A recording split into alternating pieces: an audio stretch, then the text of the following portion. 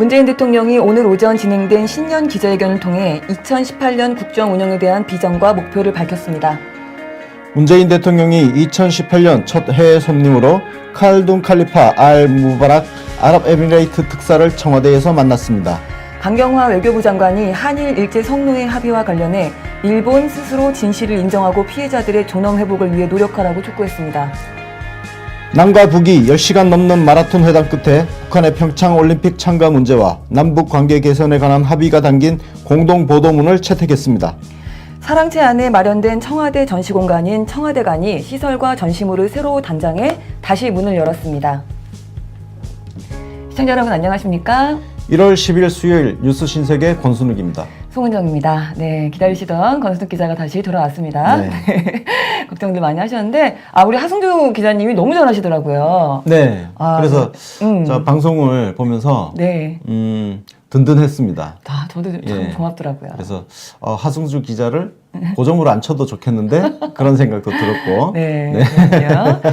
우리 권순욱 기자 기다렸던 분들이 너무 많을 거라 아마 쉽지는 않으실 것 같고, 어떤 분들은 뭐 우리 정치인세계 멤버들 돌아가면서 하는 것도 재밌겠다 이런 얘기도 하시는데, 하승주 기자님이랑 제가 방송하면서 저는 좀 힘들었어요. 왜냐하면 웃음 참기가 너무 어려웠거든요. 진행이 안 될 정도로. 그런데 윤가피님이 오신다면 아마 빵빵 터지겠죠? 네, 아마 저는 숨을 쉬지 못하고 방송이 좀 어렵겠다. 그래서 너무 재밌는 거, 웃기는 것도 뉴스 할 땐 좀 힘든 일이구나 이런 생각을 했습니다. 오늘 오전에 지금 그 기자회견 다들 보셨을 것 같아요. 네. 그 내용부터 조금 저희가 정리해 드리려고 지금 노트북을 펼쳐놓고 앉아 있었습니다. 모두 발언이 참 인상 깊은 이야기 많이 있으셨죠? 모두 발언에서 일단 우리가 느껴지는 것은 원래 국정 운영 방향이 정말 우리 국민들의 삶의 질을 개선하는데 초점이 맞춰져 있다. 이렇게 한마디로 정리를 할 수 있을 것 같습니다. 내가 체감할 수 있는 변화 이런 것들을 말씀하신 것 같아요. 일단 처음 시작할 때는 촛불에 대한 이야기 항상 빠지지 않고 하시죠. 그 이야기를 하셨었고, 그 다음에 뭐 경제에 대한 이야기를 조금 길게 하셨습니다. 정책들을 좀 다양하게 소개를 하셨어요. 네, 그렇습니다. 일단 평범한 사람이 일구어가는 역사의 위대성, 이게 가장 인상적이었죠. 제가 가끔씩 이런 표현을 씁니다. 역사는 세대와 세대에 이어 달리기다. 그래서 우리 앞세대가 또 뒷세대에게 바톤을 물려주고 그렇게 뚜벅뚜벅 한 발 한 발 가는 거다. 대통령께서 그 1987 영화 관람을 하신 이후에 그런 말씀을 하셨잖아요. 그때그때 어떤 우리가 시위를 하고 촛불 집회를 하고 한다고 해서 한꺼번에 무엇이 확 바뀌지는 않는다. 그러나 돌아보면 뚜벅뚜벅 역사는 뚜벅뚜벅 발전을 한다. 그죠? 그래서 1987년에서 지금 2018년까지 30년이라는 그 세월을 이렇게 뒤돌아봤을 때 정말 우리가 짱돌을 던지고 촛불을 들고 했을 때 이렇게 해서 세상이 뭐가 바뀔까?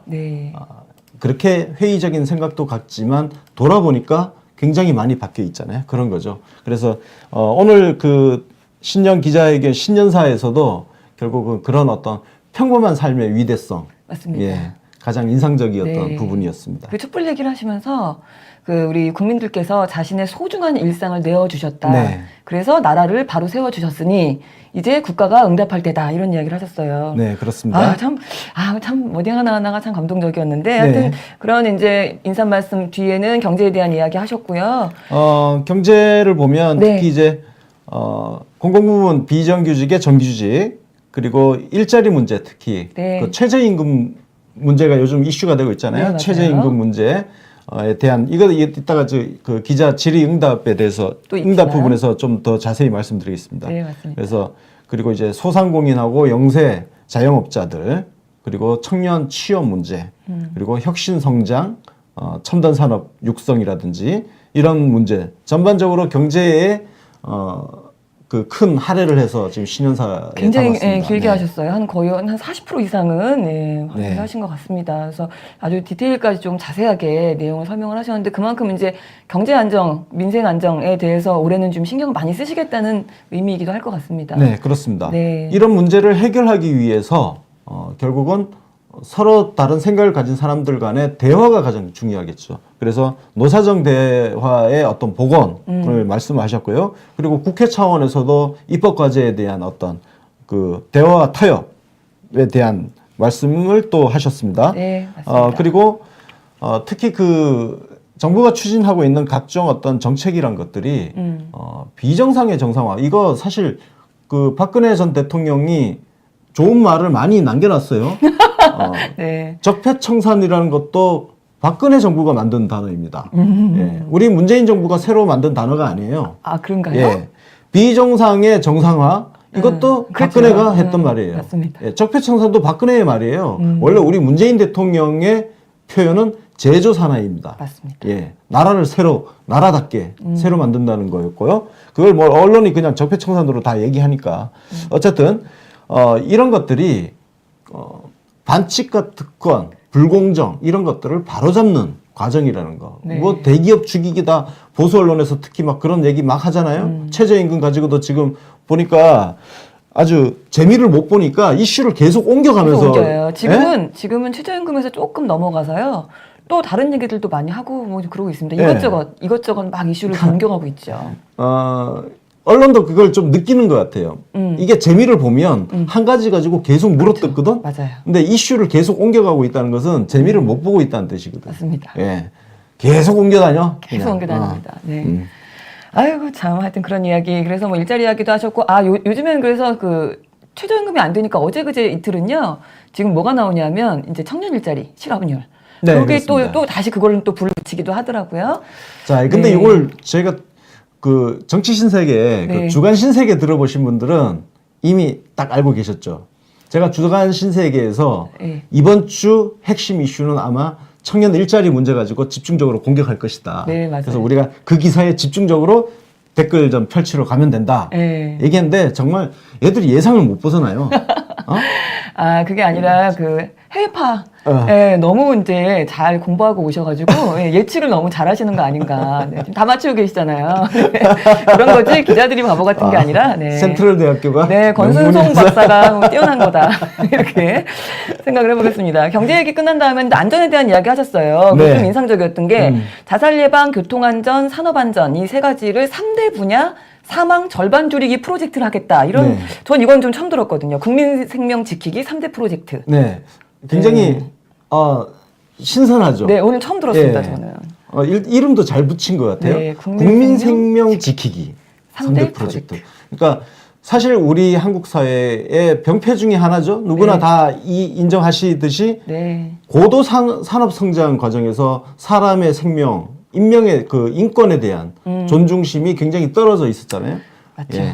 그리고 인권이라는 것도 우리 사실 뭐 맨날 고문 이런 것만 생각했지 맞아요. 우리 일상 속에서의 어떤 안전에 대한 의식은 그렇죠. 굉장히 낮잖아요. 맞습니다. 뭐하러 아니 그 쓸데없는 돈 쓴다는 생각부터 해서 그렇잖아요. 그래서 이 부분을 정말 그 3대 프로젝트까지 만들어서 맞습니다. 이렇게 국정 과제로 올려놓는 것 자체가 맞습니다. 우리 삶의 질에 대한 그 높은 인식 수준을 네. 이제 반영하는 뒷받침하는 그런 정책이 아닌가 생각이 듭니다. 맞습니다. 예. 인권에 대한 인식 자체가 좀 달라질 수 있는 계기가 될 것 같기도 한데요. 네. 그래서 이런 안전에 대한 이야기를 이제 어떤 것들을 하겠다, 이제 과제들을 얘기를 하시면서 세월호 아이들과 맺은 약속을 네. 꼭 지키겠다 이런 이야기 아, 하셨습니다. 그렇습니다. 뭐 이제는 사실 제가 늘 강조하는 것이 전문입니다. 어제 뭐 강경화 외교부 장관 나왔을 때도 제가 SNS에 글을 올리면서 기자들 해석 안 봐도 된다. 언론사 해석 그게 왜요? 그게들이 우리보다 뭐 특출나게 더 해석을 해석을 잘하는 잘하나? 것도 아니에요. 네. 그러니까 그럴 때는 전문이 있을 때는 전문을 읽어보고 각자가 판단을 하고 그리고 그 판단에 뭔가 부족한 게 있으면 다른 사람들의 생각을 이렇게 쭉 훑어보면서 네. 판단을 하는 것이 훨씬 좋습니다. 그러니까 언론 기사를 굳이 볼 필요는 없는 시대가 되었다. 그래서 오늘 맞습니다. 대통령의 신년사 같은 경우도 이 신년사 전문을 쭉 계속 돌려보면서 네. 공유하고 리트윗하고 하면서 더 많은 사람들이 전문을 보게끔 네. 하는 것이 훨씬 효율적이다. 훨씬 좋죠. 예, 그렇습니다. 그래서 우리 특히나 이제 이런 문제들, 연설물들이 나올 때마다 전문을 꼭 올리는 우리 뉴비씨 홈페이지를 많이 이용해 주시고요. 네. 기왕 링크 하실 거면은 뉴비씨 페이지로 링크를 부탁드리겠습니다. UBC에 오시면 항상 네. 전문을 우대합니다. 저희는 전문 우대. 예, 전문 우대 매체라서요. 전문 우대 예, 매체. 그 전문을 많이 봐주시면 예, 네, 맞습니다. 저희도 도움이 되고. 그렇죠. 그래서 지금 안전에 대한 이야기와 더불어서 이제 복지에 대한 이야기, 노인들한테, 우리 노인 세대 분들한테는 어떤 걸 해드리고, 네. 또 육아에 대해서는 국가가 어떤 부분을 책임지고 이런 것들을 우리가 많이 사실 이제 말씀을 드려봤던 네. 예, 그런 것도 다시 한번 정리를 하셨고요. 우리 뭐 원래는 상반기, 올해 하반기부터였는데 9월로 자유당 때문에 미뤄진 그런 네. 뭐 기초연금이라든가 아동수당 그런 것도 좀 자세하게 설명을 하셨고, 거기에다가 추가로 이제 그 뒤에는 지난해의 성과를 간단하게 또 말씀을 하셨는데요. 제일 먼저 이제 말씀하신 게 인천공항의 비정규직 그렇습니다. 1만 명을 정규직으로 전환하기로 한다는 소식이 지난해 말에 들렸다. 반갑다. 이런 이야기를 하셨고, 또 작년에 이뤘던 과제 중에 해냈던 과제 중에 또 한 가지 의미를 주신 게 수기 민주주의 말씀을 하셨죠. 우리 네. 신고리 오리고기 관련해서. 그렇습니다. 네. 그리고 또 이제 중요한 말씀이 또, 이건 정말 기사를 써야 될 부분인데요. 네. 저희 UBC에서 이 부분 좀 강조해서 써 주셨으면 합니다. 맞습니다. 개헌과 관련해서 그렇죠. 예, 대통령께서 참. 국회가 책임 있게 나서 주기를 바란다 하면서 개헌에 대해서 합의를 이뤄주기 바란다를 촉구하면서 동시에 대통령으로서 네. 그리고 개헌에 대해서 준비를 하겠다. 그러니까 저 이만수 듣는데 그렇죠? 속이 그냥 뻥 뚫리더라고요. 그렇습니다. 네. 지금 시간이 얼마 안 남았어요. 네. 기자 그 질의응답 과정에서도 말씀을 나왔죠? 하셨지만 네. 이건 제가 일전에도 설명해 드렸지만 3월 초에는 발의가 돼야 됩니다. 그러면 그렇죠. 국회에서 2월까지 말까지는? 안이 나와야 돼요. 맞습니다. 근데 지금 국회 지금 일정 보세요. 2월까지 안이 나올 수 있을지 모르겠어요. 왜 그러냐? 이 개헌안이 적어도 국민들과 함께 만드는 개헌안이 되려면 국회에서 이미 지금 개헌안이 나와줘야 돼요. 그렇죠. 예? 그러니까 1월 지금 벌써 10일 아닙니까? 그러면 이게 50일 남았어요. 한 1월 20일 정도 최소한 네. 하여튼 이번 주에는 국회 차원의 개헌안이 나와서 국민들로부터 어떤 검증, 평가를 받아야죠. 그죠? 국민들과 이야기가 함께 진행이 돼야 돼요. 그 과정을 통해서 안이 확정이 되고 3월 초에 발의가 되고 이렇게 해야 6월 지방선거에 동시 국민투표가 가능해집니다. 이 준비가 지금 안 된다고 한다면 청와대 차원에서 별도로 추진을 하겠다는 말씀을 지금 오늘 하셨어요. 네, 예. 세기를 박으셨죠. 그렇습니다. 지금 어떻게든 할 거면 하고 말려면 이제 따라오지 않으려면 어쩔 수 없다. 이제 이런 이야기도 하셨어요. 그래서 이야기를 하시는데 일단 별도로 국민투표를 할 수가 없고, 왜냐하면 그것도 디테일하게 말씀하시더라고요. 지방선거에 개헌을 같이 하겠다는 거는 나뿐이 아니라 당시 후보들이 다 걸었던 공약이다. 이 그렇습니다. 얘기를 하시면서 네. 만약에 따로 하게 된다면은 그 비용만 해도 2,200억 1,200억. 원. 1,200억 원을 예. 더 써야 된다. 네. 뭐 이런 이야기. 그래서 지금 그 개헌이 국민의 희망이 되어야지 정략의 그 도구가 돼서는 안 된다. 그 다음에 그 여러 가지 정책들을 추진하는데 어려움을 만드는 블랙홀이 되어서도 안 된다. 이렇게 저희가 하고 싶었던 얘기를 정말 시원하게 다 해주셔서 들으면서 너무 감사했습니다. 그렇습니다. 그러니까 대통령께서 이렇게 말씀을 지금 하신 게 보세요. 두 가지가 중요하잖아요. 필요하다면 정부도 국민의 의견을 수렴한 국민 개헌안을 준비하겠다. 이거 하나 하고 그다음에 국민투표 시기에 대해서 지방선거 때 동시에 하겠다는 것을 다시 한번 재천명을 하셨어요. 네, 맞습니다. 그래서 뭐 정치권에서 정략적으로 이걸 뭐 겨울로 나중에 미뤄라. 하자, 네, 12월에 맞아요. 하자 어쩌고 다 듣고 계신 거예요. 그럼요. 다 거기에 아시죠. 대해서 대통령께서 직접 응답을 해주신 겁니다. 네. 다 됐어. 됐어. 됐어. 6월이야. 네, 6월이야. 딱 못 박은 겁니다. 네, 왜 이렇게 속이 시원한지 모르겠습니다. 근데 이런 이야기에서 개헌에 대한 이야기를 하셨고, 그다음에 북한, 이제 어제 우리 남북 회담도 있었지만, 네. 북한에 대한 이야기를 좀 하셨습니다. 한반도 전쟁 재발은 일단 절대 안 된다. 다시 한번 설명을 하셨고요. 그 남북 대화가 어쨌든 다시 재개가 된 거에 대해서 환영에 대한 이야기, 올림픽에 온다는 이야기도 환영한다. 이런 이야기 그렇습니다. 하셨고, 위안부 얘기도 하셨죠. 네. 네. 이것도 뭐 뒤에서 뉴스 또 말씀을 드려야 돼. 네, 자세하게 네. 말씀을 드리겠지만 네. 결론적으로 딱 하나로 정리하자면 문재인 대통령의 입장이 무엇이냐. 지난 정부에서 있었던 한일 간의 위안부 협정 자체를 받아들일 수 없다. 받아들이지 않겠다. 네. 예. 그건 그 질의응답 시간에 말씀하셨잖아요. 네. 피해자가 빠진 상태에서 국가와 국가가 조건과 조건을 걸고 합의한 것 자체가 잘못이다. 말이 안 된다. 예. 네, 그러니까 맞습니다. 이 합의 자체를 무효선언, 파기선언 이거 자체도 안 하겠다는 거예요. 아예 그 존재 자체를 인정하지 않겠다는 조치입니다. 그래서 뭐 10억엔 이야기도 나왔지만 그 돈 존재 자체도 이렇게 쉽게 해서 투명인간 취급해버리는 것처럼 10억엔도 없는 돈으로 치겠다. 예, 일단. 취급해버리는 거예요. 네. 사실 일본 입장에서 보면 협상 타기 선언보다 굉장히 더 심하게 뭔가 모욕감을 느낄 수 있는 그런 조치를 이번에 받은 거예요. 근데 사실 그래요. 예. 지금 이게 파기 혹은 재협상보다 재협상을 하겠다거나 파기를 한다는 건 사실은 협상이 있다는 걸 인정하겠다. 어쨌든 그렇습니다. 있으니까 예. 깨든지 다시 하든지 하는데 이 있는 거 자체를 안 쳐다보겠다는 거잖아요. 이 완전 진짜 초고수의 쉽게 얘기해서 상황이죠. 옆에 사람 앉혀놓고요. 네. 사람을 없는 사람 취급하는 거하고 지금 똑같은 상황인 거예요. 파기라는 것은 합의 자체를 인정을 한 토대에서 찢어버리는 거잖아요. 네, 그리고 재협상은 말 그대로 그 협상을 인정하는 진짜 거죠. 확실하게 인정해 주는 거예요. 그럼요. 그래서 그 자체를 그 존재 자체를 부정해버리는 그런 어제 그 강경화 외교부 장관의 입장도 그렇고 네. 오늘 대통령께서 그걸 재확인을 하셨어요. 예. 네, 맞습니다. 이따가 우리 뭐 위안부 문제나 또 남북회담 문제는 다시 한번 또 정리를 하는 시간이 있을 거고요. 네. 그 기자회견이 이제 본격적으로 질문 응답 시간으로 들어가면서 그 내용을 좀 정리를 해드리면 인상 깊었던 그 질문과 대답을 좀 설명을 해드릴 예. 것 같은데 일단은 뉴스원 조소영 기자입니다. 네. 첫 번째 질문이었어요. 야당과 관계 설정을 어떻게 할 거냐, 영수회담 계획이 있느냐 이 질문이었고요. 네. 그 여소야대라서 협치가 중요하고 야당 협력이 중요하니까 열심히 해 나갈게요. 이렇게 네. 원론적인 답변을밖에 할 수가 없죠. 질문 예. 자체가 좀 재미없는 질문이었어요. 질문을 솔직히 그 질문이 디테일이 구체성이 좀 떨어지잖아요. 맞아요. 너무 뻔한 질문을 그러니까, 했다. 맞아요. 그 영수회담이라는 표현도 사실 이거 맞아요. 굉장히 구태하죠? 봉건 시대 용어거든요. 맞습니다. 과거 군사 독재 시절에 권위주의 시대 때 쓰던 용어를 아직도 이렇게 쓰고 있는 것도 문제인 거고, 예, 저는 영수회담이라는 단어를 쓰는 기자들을 좀 한심하게 봅니다. 예, 맞습니다. 쓰지 마세요 이런 거. 그러니까 우리 재벌 그룹 소수의 쥐꼬리만한 지분 가지고 물어갈 식으로 계열사 건드리고 있는 그 재벌 그룹 회장들을 네. 오너라고 부르잖아요. 왜 그 사람들이 오너입니까? 맞습니다. 이게 같은 맥락이에요. 영수회담이라는 것도 하여튼 쓰지 맙시다. 네. 그리고 또 다음 질문 소개해 주시죠. 네. 중앙일보 강태화 기자가 이제 남북 대화 이 문제 얘기를 했잖아요. 네. 질문을 했는데 이 질문은 특히 이제 외신들 제가 묶어버리겠습니다.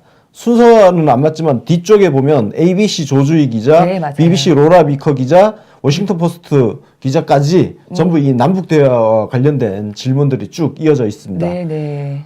결국 지금 이게 과거처럼 유약하게 대화만 추구하지 않는다는 대통령님 말씀이 이게 도대체 어떤 거냐, 어떤 무엇이 뜻이냐? 어떤 게 유약한 거냐 이런 질문을 했어요. 이 질문은 괜찮은 질문이라고 저는 개인적으로 생각을 합니다. 왜냐하면 저도 사실 궁금했던 부분이에요. 근데 이 부분에 대해서 대통령께서 지금 대답하신 거는, 그러니까 대화 자체를 위한 대화를 하지 않겠다는 거. 그러니까 지금 현재 국제사회하고 보조를 맞춰가면서 그 압박과 제재 조치를 병행하고 있잖아요. 네. 근데 대화를 위해서 이 국제사회와의 공조를 에서 이탈하거나 그런 식으로 하지 않겠다는 거. 이게 유약하게 대화만 추구하지 않겠다는. 네, 예. 맞습니다. 이렇게 오늘 해설판을 내주셨어요. 네, 네. 해설판을 내주셨지요. 예. 지금 뭐 사실은 그 대화를 위한 대화만을 하지 않겠다라는 말씀이 또 있었지만 정상회담에 대한 가능성도 그 같은 대답을 하셨어요. 정상회담을 위한 정상회담은 난 필요 없다. 당연히 여건이 마련되고 뭔가를 우리가 얻을 수 있는 회담이 이제 여건이 조성이 된다면 그때는 얼마든지 정상회담을 할 의미가 있다. 이런 이야기. 자, 정상회담 부분은요. 네. 솔직히 그 약간 통일 지상주의의 어떤 낭만적인 통일관을 갖고 있는 소위 진보적인 사람들을 향한 메시지라고 읽으면 될 것 같습니다. 네. 과거에 노무현 대통령도 남북 정상회담에 대해서 맞아요. 사실 그 국내 진보적인 그 통일 관련 학자라든지 정치권에서 요구가 많았지만 노무현 대통령도 그때 견지했던 입장이 뭐냐면은 남북 정상회담 이 자체를 위한 회담은 하지 않겠다. 그러니까요. 뭐 사진 찍으러 안 네? 가겠다. 이제 그렇죠. 이런 거죠. 네. 문재인 대통령도 같은 말씀을 지금 하시는 거예요. 네. 그러니까 회담 자체가 목적이 되어서는 안 된다는 거예요. 여건이나 환경이 조성이 되어야 되고 그건 우리만의 노력이 아니라 북한의 노력 그리고 주변 국가들의 노력이 같이 어우러져 갔을 때 그런 테이블이 만들어질 수 있는 여건이 만들어지고 그렇게 남북 정상이 앉아야 무슨 성과를 이뤄내는 것이지 맞습니다. 그냥 쇼하듯이 이벤트 맞아요. 하듯이 만난다는 것은 의미가 없다 이런 네. 말씀이시거든요. 네. 그래서 저는요 과거 정부에서 통일 정책을 담당하셨던 분들 특히 예를 들어서 정세현 전 통일부 장관님부터 해서 많잖아요. 전 이분들의 과거의 공적에 대해서 굉장히 높이 평가합니다. 그러나 지금 현 시점에 과거의 경험을 어떤 절대 진리인 양 갖다 맞춰서 현 정부 정책을 바라보고 자신들의 경험이 전부인 양 그렇게 말씀을 안 하셨으면 좋겠다. 왜냐? 제가 굳이 왜 이 말씀을 드리냐면은 자꾸 그런 모습이 보이기 때문에 그래요. 맞습니다. 남북 정상회담 빨리 해라부터 해가지고 과거하고 다릅니다. 그걸 빨리 오히려 그분들이 하여튼 그렇습니다. 맞습니다. 과거 경험에 사로잡혀 있지 않느냐. 예. 지금 그 말씀 들으니까 그 MB 정부 때는 오히려 돈까지 줘가면서 뭐 좀 해달라고 회담 좀 해달라 네. 사진 한번 찍으러 가고 싶다 좀 사실 그거였는데 예. 그거를 생각하면은 지금 그 당시에 그 새누리당 자유한국당들이 지금 네. 문재인 대통령한테 쇼통한다는 말이 진짜 우습네요, 그죠? 생각하면 할수록. 예. 아, 참, 하여튼 재밌는 얘기였고요. 그리고 또 어떤 질문이 있었냐면 지방분권에 대한 질문들이 있었어요. 주로 이제 지방지 지방 언론에 네. 대해서 그런 얘기를 좀 많이 했죠. 그 가기 전에 네. 오늘 정말 재미있는 답변이 하나 있었죠? 워싱턴 포스트 트럼프? 기자. 예. 아, 네네. 남북 대화에 트럼프 공이 있다고 하는데 네네. 했더니 우리 대통령께서 트럼프 대통령의 공은 매우 크다. 예? 아까 빵 터졌습니다. 네, 매우 그러다가. 크다. 네. 오늘 트럼프 대통령 트윗을 한번 트럼프 기대해 대통령이 보겠습니다. 지금 목에 예, 완전 깁스하고 있을 거예요. 질문하는 뉘앙스가 약간 트럼프 대통령을 그다지 좋아하지 않는 느낌을 좀 받았거든요. 질문하는 그 뉘앙스가. 예. 그런데 거기에 대놓고 시원하게 그냥 예. 공이 매우 크다. 감사드린다. 이렇게. 아, 정말. 네, 근데 오늘- 이거는 그냥 하는 말이 아니고요. 네. 실제로 결국은 강한 미국 중심의 어떤 강한 대북 제재와 압박이 그걸 통해서 북한을 대화 테이블로 이끌어내는 거잖아요. 네네. 그래서 그동안 대북 제재가 계속 그 강도가 높아져 왔고 네. 어쨌든 그 일관된 그 원칙을 지키는 과정에서 북한이 대화 테이블로 나왔잖아요. 예, 맞습니다. 그러면 이거는 상관관계가 있는 게 맞습니다. 예, 맞습니다. 논리적으로 트럼프의 공이 큽니다. 네, 맞습니다. 저쪽에서 뺨치고 우리 대통령이 얼르고 뭐 그런 그림이었기 때문에, 네. 네, 트럼프, 오늘 워싱턴 오소리 아주 기분 좋아서, 예, 잠 못 잘 것 같은데요. 네. 아, 축하드려요. 네. 트럼프 네. 오소리. 네. 그리고 그 지방에 대한 이야기들이 좀 네. 몇 개 있었지요. 뭐 그렇습니다. 지방의 뭐 인구 감소라든가 일자리 감소라든가 이런 것 때문에 예. 지방이 피폐해지고 있는데, 분권의 뭐 개헌 방향은 뭐 이렇게 좀 약간 사실 재미는 그렇게 없는 질문이 너무 당연한 답이 나올 거기 때문에. 지방 언론사 기자들한테는 사실 이게 가장 중요한 그런가 봐요. 현안입니다. 네. 그래서 뭐 충청도의 그 디트 뉴스하고 또 뒤에 또 하나 또 있었어요. 광남일보. 네, 광남일보. 광남일보. 네. 근데 광남일보 기자 질문은 조금 이상했고 디트 뉴스 24 그 유재일 기자인가요? 유재영 기자인 것 같아요. 유재영 네. 기자. 예. 예, 이 질문은 지방지 기자로서는 당연히 해야 될 질문이고 질문 내용도 좀 괜찮았습니다. 저도 처음 들어본 것도 있었는데 권역 정부, 압축 도시 뭐 등등 지방 소멸이라는 표현도 인상적이었는데요. 실제로 지방에 거주하시는 분들은 그런 걸 실제로 체감하고 느낄 수 있기 있을 것 때문에. 같아요. 지방이 소멸되고 있다는 거. 예를 들어서 과거에 나름 조금 이제 상권이 형성됐던 그런 구도심지가 네. 굉장히 슬럼화되어 가고 있는 지역들이 굉장히 많이 있거든요. 맞아요. 그분들은 그 곳을 지나면서 눈으로 실감을 하는 거거든요. 맞습니다. 이 도시가 죽어가고 있구나. 맞아요. 이런 것들.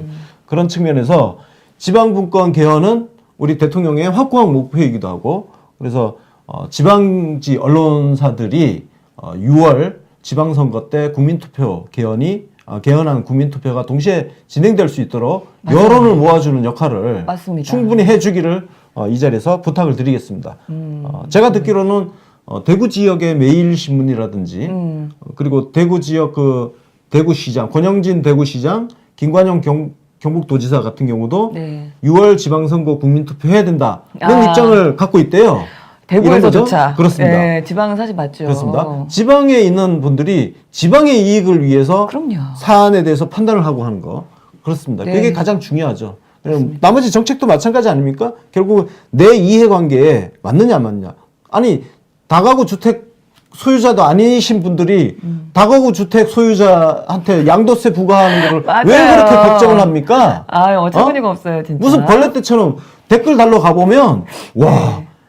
나는 우리나라에 다가구 주택 가지신 분들이 그렇게 많나 놀랬어요. 네네. 왜냐면 그 대통령 그 우리 부동산 정책에 대해서 막 악플을 막 달아요. 네네. 부자 입장에서 그러니까 다주택 보유자들이 아닌데도 네. 자기가 다주택 보유자인 것처럼 이렇게 하는. 그렇게 악플을 다는데 거기에 막 추천이 막 14개가 들어가 있는 거 보고 저 진짜 기함을 했어요. 그거는 이 진짜 10,000명이 넘는 사람은 도대체 어디서 온 건가? 뭔가 이게 이상한 기계인가? 거죠. 그러니까요. 사람은 아닌 것 같아요. 진짜요.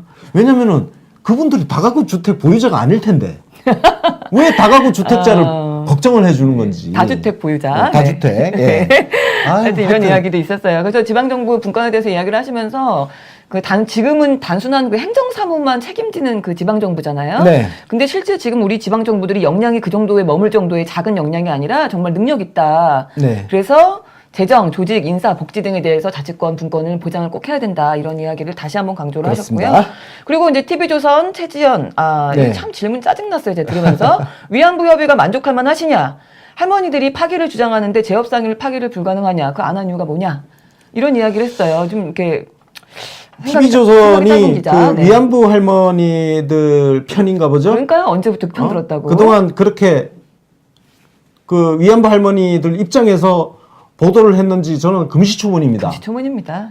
진짜. 제가 알기로는 TV조선은 박근혜 정부 당시에 한일 간에 이루어졌던 그 위안부 합의를 옹호했던 매체로 알고 있어요. 그랬죠. 적어도 그러니까 이거는 너무 얄팍하잖아요. 그죠? 그야말로 이의제이죠. 맞습니다. 예, 이간질 시키는. 네. 그리고 위안부 할머니들께서 저도 그럼 봤어요. 재협상이나 파기를 원하시는 이유를 한번 생각을 해볼 필요가 있어요. 네. 그분들이 지금 현재 그 강경화 외교부 장관이 어제 발표한 내용에 대해서 정확한 의미를 그 이해를 못하고 할머니들이 지금 있어요. 이해를 하셨는지에 대해서. 맞습니다. 네. 그리고 거기에 대해서 아마 추가적으로 아마 우리 강 장관께서 또 스킨십 추가 설명을 아마 하실 겁니다. 분명히 하실 겁니다. 하시고 나면 그 할머니들께서 우리 정부의 입장을 아마 전폭적으로 지지하실 거라고 저는 생각을 그럼요. 합니다. 맞습니다. 그래서 대통령께서 당연히 불만족인데 상대 국가가 있는 외교 문제다 뭐 이런 이야기. 그리고 이게 그 위안부 피해자 할머님들의 그 이야기들을 계속 청취를 해본 결과 이 할머니들이 진짜 원하는 게 뭔지가 중요한데 일단은 일본의 그렇죠. 사과, 진정성 있는 사과가 우선돼야 되고 그 이후에 이게 완전한 해결이 가능한 거지 돈을 10억 엔을 주든 100억 엔을 주든 그 협의를 시작한 자체가 의미가 없다. 오히려 그게 문제를 더 꼬게 만드는 건데 그러면 그렇습니다. 재협상을 하자는 건 결국은 그것도 이쪽 정부와 저쪽 정부 간에 뭔가를 주고받아서 딜을 다시 한번 하자는 건데 그 딜 자체가 할머니들의 피해를 오히려 더 나쁘게 만드는 거다 이런 이야기를 하셨습니다. 이건 사실 우리 대통령께서 직설적으로 지금 표현을 안 하셔서 지금 그런데요. 이건 말입니다. 쉽게 얘기해서 해결책은 딱 하나 있어요.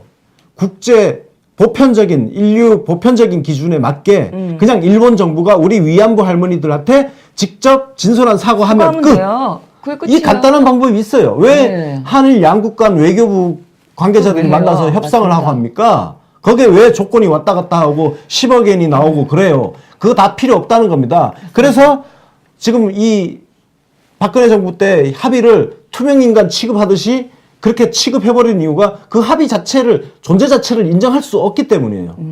그런 겁니다. 예. 그리고 이제 아까 잠깐 좀 이상하다고 말씀하셨던 강남일보 네. 맹인석 기자였는데요. 대통령이 선호하는 그 권력구조 형태 개헌에서 그 네. 뭐냐 뭐 말은 길었는데 결과는 이제 그게 질문이었어요. 그런데 네. 아니 대통령께서 누차 4년 중임제 그러니까요. 선호한다고 말씀을 하셨는데 이분은 어디 다른 나라 다녀오셨어요? 그러니까요. 그리고 제가 가끔 여기서 좀 욕을 하긴 합니다만 그리고 청와대 출입 기자가 네. 네. 공식적인 이런 실시간 방송을 하고 있는 데서 네. 빡세다고 네, 맞아요. 그렇게 진짜 저 완전 충격받았어요. 빡세다는 표현을 앞으로 두 번이나 대통령- 네, 두번 사용을 했어요. 했어요. 대통령 일정이 앞으로 빡셀 네? 텐데, 빡셀 텐데. 그러니까 이게 왜 그렇게 자꾸 얘기했냐면요. 앞에 설명이 굉장히 길었잖아요. 길었던 이유가 너는 바쁠 거잖아. 그러니까 분권은 대통령제라고 대답해. 그거를 지금 계속 몰고 가는 얘기였어요. 바쁠 거 빡셀 거잖아. 외교 빡세고 북한 문제 있고 평창올림픽도 해야 되고 바쁘잖아. 이렇게. 그래서 이제 뭔가 대답을 유도하려는 느낌을 제가 많이 들었습니다. 대통령을 무슨 바보로 하는지 그런 데다가 낚일 뿐이 아니죠, 장관님. 그러니까 이게 사실 질문 자체는 장황했는데 네. 질문의 핵심이 별로 없다. 예. 결국 뭐 아니 그럴 것 같으면 아니 대통령제, 분권형 대통령제, 의원 내각제 어느 것을 선호하십니까? 질문 끝. 그죠? 그거예요. 저처럼 지금 질문하면 되잖아요. 네. 나머지는 다 사족이잖아. 네, 사족이죠. 그 사족을 하느라고 빡세다는 표현을 2번씩이나 그거 네. 좋지 않은 표현입니다. 맞습니다. 예? 하여튼 그런 표현을 써가면서 대통령을 낚아보라고 했던 네. 질문이었고, 그 다음에 그 전자신문 성현희 기자, 청와대 2기 내각에 대한 구상은 이 질문이 있었는데 아무 생각 없다 이렇게 답변하셨고요.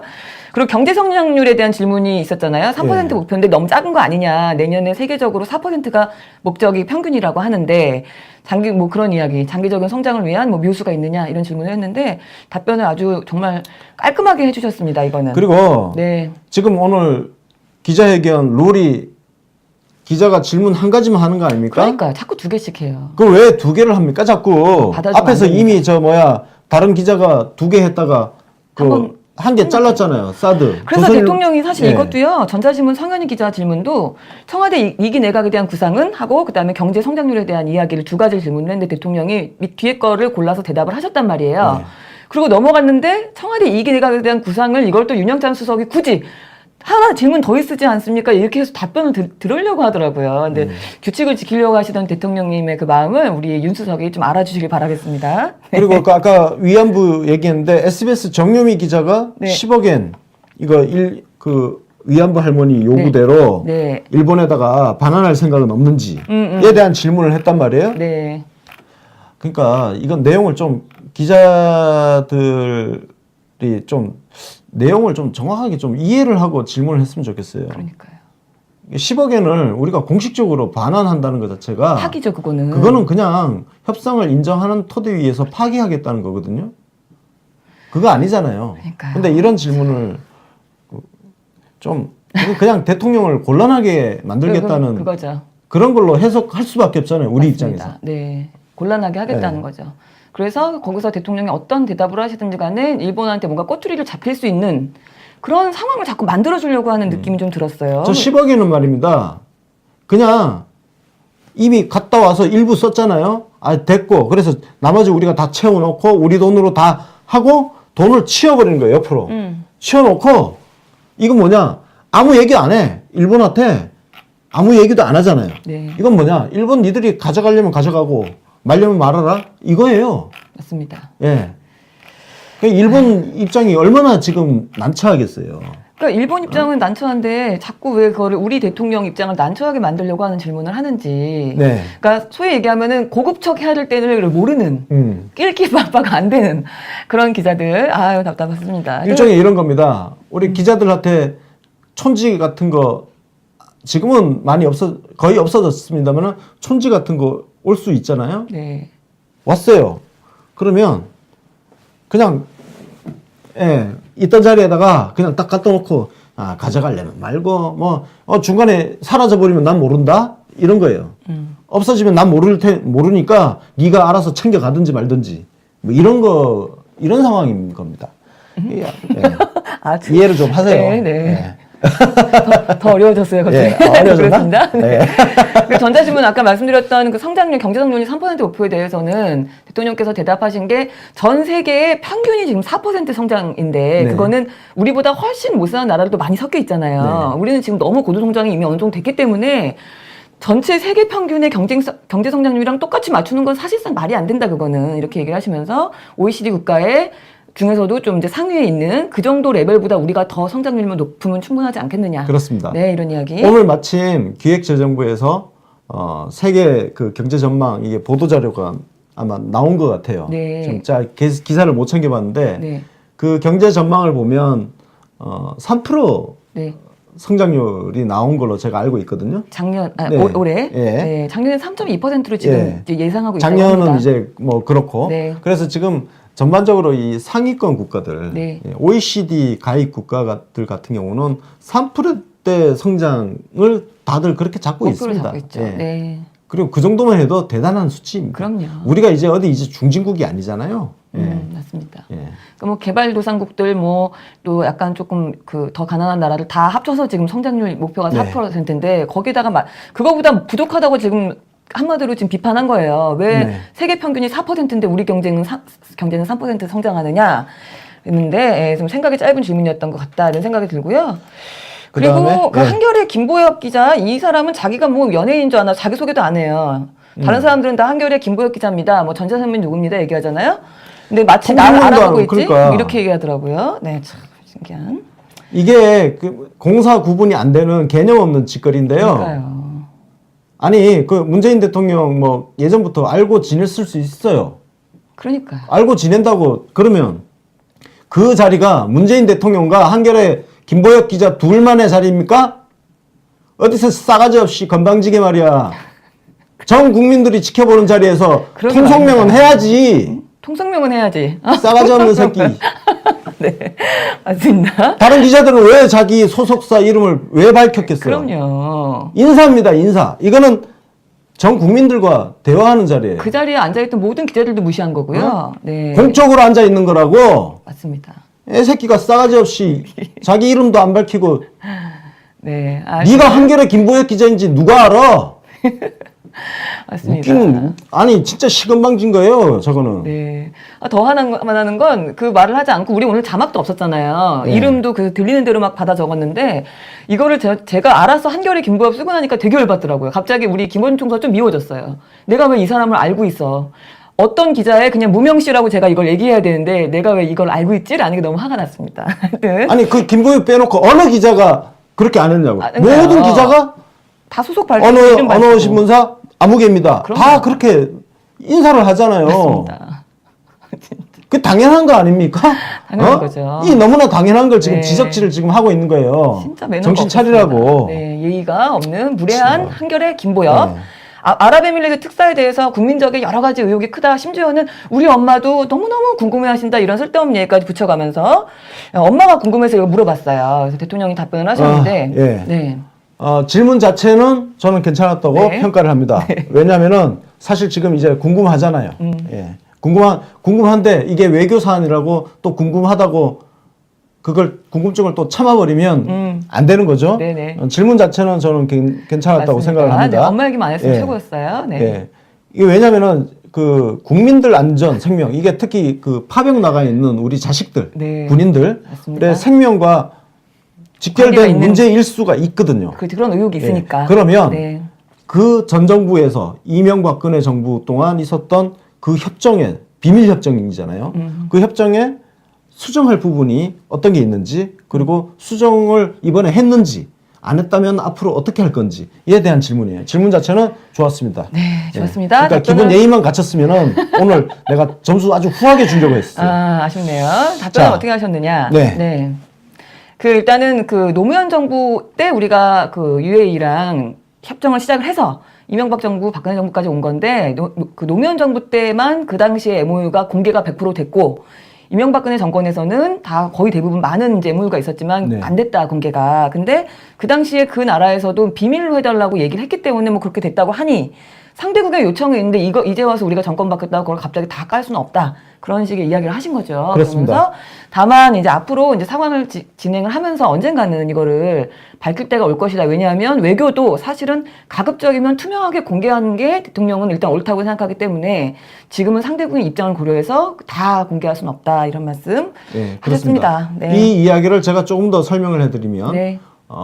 이번에 이렇게 몇 차례 만남으로 이 문제를 다 해결할 수는 없습니다. 결국은 우리가 앞으로 계속 아랍에미레이트하고 지속적으로 계속 대화를 해나가면서 그 협정에 있어서 내용적인 부분에 문제가 있는 것들은 우리가 그쪽을 계속 설득을 해가면서 그렇죠. 이명박근혜가 싸질러 놓은 어떤 쓰레기를 치우는 일이잖아요. 맞습니다. 그래서 이거를 하나하나 수정을 하고 그 과정에서 상대 국가의 어떤 양해를 얻는 과정을 통해서 차후에 이게 잘 되면 대화가 잘 되면 나중에 그 내용을 공개를 하게 되는 이 순서를 밟아야 되는 거겠죠. 그래서 이건 어느 정도 시간이 걸릴지는 누구도 예측할 수 없는 거잖아요. 맞습니다. 그죠? 예, 네, 그렇습니다. 맞습니다. 뭐 지금 네. 이명박근혜가 싸질러놓은 똥이라고 표현하셨지만 우리 대통령께서는 고급스럽게 협정 내용 중에 흠결이 있다면 수정 보완 협의에 나가겠다 이렇게 말씀을 하셨습니다. 네, 그리고 머니투데이 김성희 기자가 또 질문이 있었는데요. 최저임금 인상 문제 얘기를 좀 네. 했습니다. 네. 최저임금 이제 후폭풍이 있다. 네. 그래서 이제 뭐 그 자영업자들이 더 힘들어지고 특히 이제 뭐 청소부, 경비원 이런 분들이 그 최저임금 인상의 여파로 일자리가 줄어드는 문제라든지 네, 인원을 줄인다. 네. 이런 문제가 이제 있을 수가 있습니다. 네. 자, 이걸 어떻게 해결할 거냐? 대통령께서 굉장히 원칙적인 해결책을 제시를 하셨어요. 뭐냐? 그 최저임금 인상에 해당된다. 그러면 그분들은 제도권으로 들어오라는 거예요. 그렇죠. 고용보험 제도권 고용보험, 안으로. 4대 보험. 이거는 사실 그러니까 제대로 사업을 하자 이거예요. 그러니까 4대 보험을 보통 안 하잖아요. 보장을 안 영세한 해주잖아요. 업자들은 그거 보험금 내기 싫어서. 왜냐면 그게 네. 전부 부담이니까. 그렇죠. 네. 50%를 내줘야 되잖아요. 맞습니다. 그죠? 그 부담을 피하기 위해서 제도권으로 안 들어오고 있는 거거든요. 근데 제도권으로 들어오면 이 최저임금 인상과 관련해서 3조 원의 예산을 확보해 놨잖아요. 네, 일자리 안정자금. 그 자금을 혜택을 받을 수 있는 거예요. 그럼요. 그걸로 보조해 주겠다는 네. 건데. 그렇죠. 그러니까 제도권으로 편입되라. 그리고 정부도 앞으로 이제 이 부분에 있어서는 제도권 편입하려는 노력을 계속해 나가겠다. 네. 이건 굉장히 중요한 부분입니다. 네, 중요한 문제죠. 4대 보험 우리가 지금은 뭐 4대 보험이 당연하지만 제가 직장 구할 당시만 해도 4대 보험 되는 직장이 그렇게 많지가 않았었어요. 그래서 그 당시에 구인 광고에 4대 보험이 들어가면 그 4대 괜찮은 보험은 회사? 들어간 회사는 괜찮은 회사인 거예요. 예, 좋은 회사. 복지가 저 회사는 복지가 되는 회사. 이런 거거든요. 그래서 전반적으로 우리 사회의 어떤 품질, 질을 높이자는 취지인 거기 때문에 네. 최저임금 적용 대상이 된다면 그 자영업자, 영세 사업자들은 제도권으로 들어오십시오. 들어와라. 들어와서 직원들 4대 보험 보장도 해드리고 거기에서 발생하는 비용에 대해서는 일단 국가에서 지금 예산을 만들어서 네. 지원을 해주겠다고 하니까 그렇게 국가 혜택도 받으면서 좀 네. 안정적으로 하자라는 말씀이죠. 고용보험으로 지금 일단 들어오기만 하면 제도권 안으로 들어오면 네. 지금 그 부족한 최저임금 때문에 발생하는 그 추가 비용들 그다음에 4대 보험료도 지원을 해주고 세액공제도 해주고 뭐 이런 거를 막 늘어놓으시면서 말씀하셨어요. 그래서 그렇습니다. 그렇지만 그럼에도 불구하고 이제 제도권 밖에 사각지대에 있는 어쩔 수 없는 피해자들이 발생하는 거에 대해서는 또 정부하고 청와대에서 별도의 대책을 계속 마련을 해나가겠다 이런 이야기 네. 하셨고요. 그리고 이제 뭐 아까 말씀드렸던 그 워싱턴 포스트 트럼프가 자기 공이 있다고 깔때기를 열심히 하던데 어떻게 생각하냐 이런 질문이 재미있었고 뭐 저 뒤에 뭐 강원도민일보 평창 올림픽 이건 있었고 네. 이 질문은 뭐 이 질문과 답변은 뭐 김정은이 올 경우 너무 앞서간 것 같고요. 그러니까요. 그래서 대통령께서도 너무 앞서 가서 가정을 갖고 이야기할 단계는 아니다. 네. 답변하셨고 JTBC 이성대 기자 네. 하자마자 댓글창에서 네. 이성대 기자 오래 살 거야. 저는 댓글창은 못 봤거든요. 못 보고 열심히 받아 적는이라고 화면만 보고 있었는데 네. 댓글창이 이만큼 보이는데요. 네. 갑자기 댓글창이 속도가 올라가는 속도가 파다다닥 바뀌더라고요. 그래서 뭔가 아름다운 말들이 오가고 있구나. 이 질문도 사실은 또 이제 앞서가는 질문입니다. 네, 뭐 맞습니다. 금강산 관광, 뭐 개성공단 네, 이런 맞아요. 거 이건 이제 순차적으로 일단 평창 올림픽부터 네. 잘 치르는 이게 가장 중요하고 네. 그 뒤에 지금 이산가족 상봉 이야기 그죠? 네. 이따가 다루겠지만 순차적으로 지금 가는 겁니다. 네, 맞습니다. 자 그리고 마지막으로 네. 일부러 이걸 마지막으로 뺐어요. 뭔가요? 네. 조선비지 박정혁 기자 네, 네. 문자 폭탄 18원 후원금. 네. 그래서 의원들이 과도한 상처를 받고 있고 기자들도 받았었고, 네, 경선 기자들도 때. 비판 기사 막 댓글 많이 달리고 욕먹고 그래서 있다. 어처구니 기사 쓰는데 굉장히 부담이 되는 게 지금 네. 너무 진짜 조선 아니, 그래요.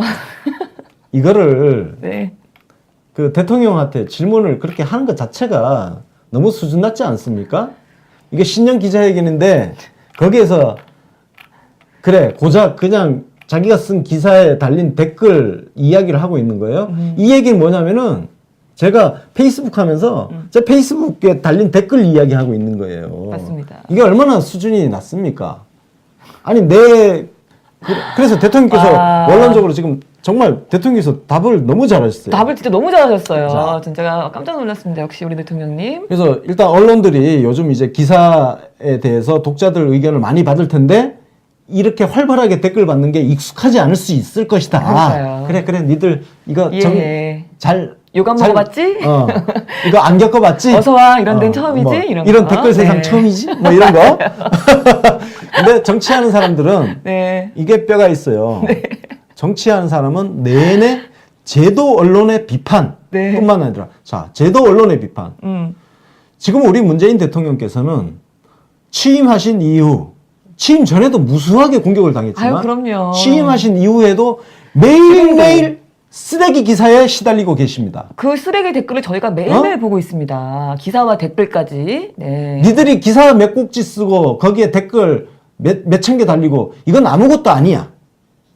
우리 대통령께서는 하루에 수천 개의 기사에 시달리고 계시고 그 수천 개 기사에 수천만 개의 댓글에 시달리고 계시는 거예요. 진짜 뻔뻔하고 정말 유치하고 염치 그게 없고. 대통령 앞에서 할 질문이에요? 그게? 염치가 없죠. 파렴치. 예, 아주 전형적인 파렴치. 예. 그래서 어이구 우리 기자들 안 됐어요. 뭐 이런 얘기 듣고 싶었어? 이게 무슨 고나리질 하는 것도 아니고 아유, 정말. 유치하잖아요. 그러니까요. 나이 살도 먹고 왜 그런지 모르겠습니다. 근데 대통령께서 아주 온화하게 표현은 하셨지만 하실 말씀 명확히 하셨습니다. 일단은 제도권 언론의 비판도 물론 내가 받고 있지만 뿐만 아니라 다른 시민들의 비판도 많이 받아왔다. 나만큼 받은 사람이 없을 거다 얘기한 건 언론 니들도 나 까고 있잖아. 그 얘기를 하신 거예요. 사실. 네, 그렇습니다. 그리고 또 한 가지는 유권자의 국민들의 의사표시다. 그렇게 이해하고 나도 있으니까 기자분들도 담담하게 그냥 받아들이세요. 라고 말하는 건 나도 권력이지만 니들도 권력이야 라는 이야기를 하신 겁니다. 자, 그래서 네. 정리를 해드립니다. 네. 여러분들이 쓴 기사가 절대적으로 옳은 기사도 아니고 무조건 우쭈쭈 해줘야 될 이유도 하나도 없어요. 맞습니다. 여러분들과 생각이 다른 국민들이 수천만이 존재할 수 있다는 그 생각을 하세요. 맞습니다. 나와 다른 생각에 대해서 상처받지 말라고. 그 기자 때려쳐야지 그럴 거면.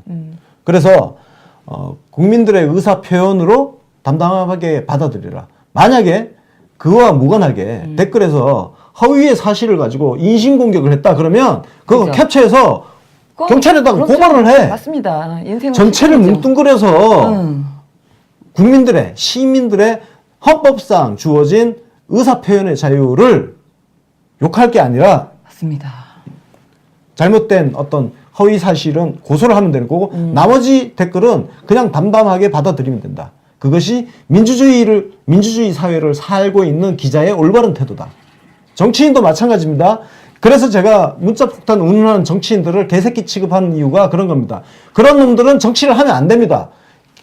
저는 기자들이 이런 것까지는 이해가 돼요. 네. 예, 그냥 기자도 한 인간으로서 할 수 있지만 정치인은 절대적으로 유권자의 심판, 유권자의 평가, 판단을 받는 사람들이기 때문에 유권자를 상대로 징징거리고 그리고 그 시민들을 모욕하고 하는 정치인이 있다면 그런 정치인들은 정치판에서 기필코 퇴출시켜야 된다. 예.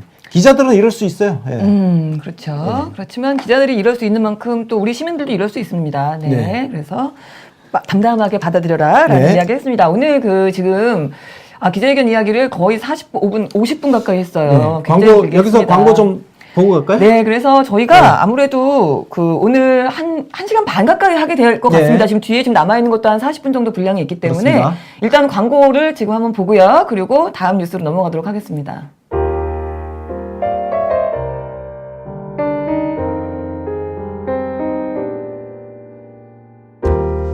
빨리 집에 가고 싶다. 빨리 눕고 싶다. 빨리 집에 와서 옷 갈아입고 씻고 잘잠 이불을 덮고 싶다. 잘잠 이불 맨살로 잘잠 이불과 비비고 싶다. 부드럽다. 적당히. 까끌하다 적당히 뭔지 형언할 수 없는 야릇한 느낌 무겁지도 않아. 가볍지도 않아. 시원한 느낌. 잠들면 따뜻한 느낌. 이불이 숨쉬는 것 같다. 중간에 걷어차지 않아도 좋아 잘 잤다. 일어나기 싫다 그래도 일어나자. 이따가 저녁에 또 만나자. 잘잠 이불 네이버 검색창에 꿈나라 베개.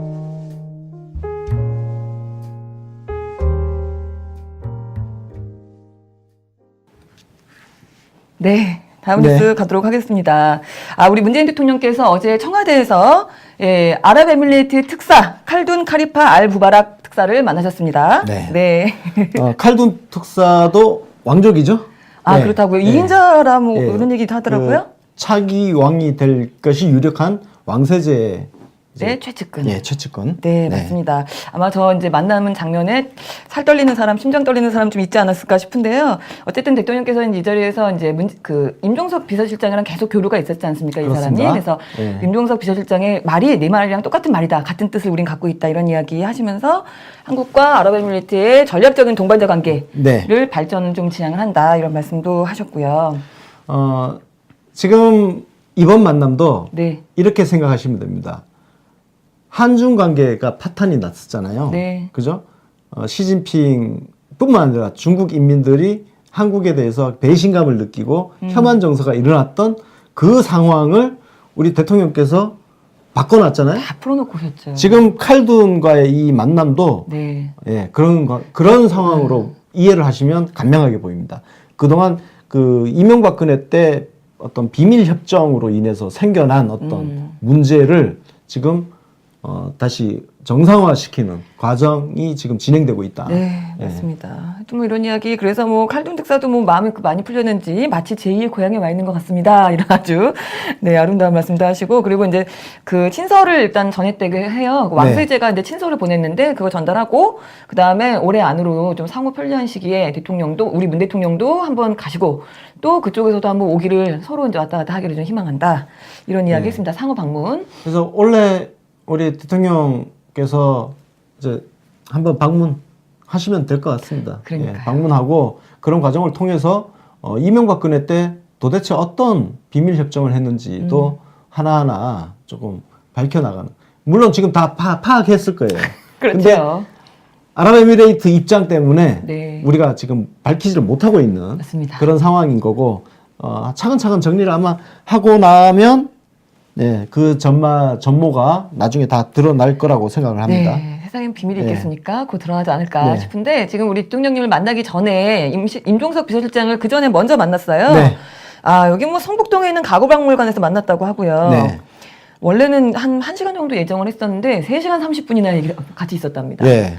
야, 정말 무슨 얘기를 이렇게 오래 뭐 하셨지? 얘기를 진짜 많이 한 것 같아요. 3시간 20분이면 그죠? 네, 엄청나게. 거의 뭐 수다를 떨어야 되는데. 네, 맞습니다. 중간에 식사도 하고 뭐 이러면서 수다를 많이 떨었다라는 네. 건데, 이제 그 끝나고 나와서 기자회견 비슷하게 잠깐 기자들을 만난 자리에서 뭐 그간에 그 자기의 그 아랍에미리트 방문에 대해서 참 언론 보도가 많이 있었다.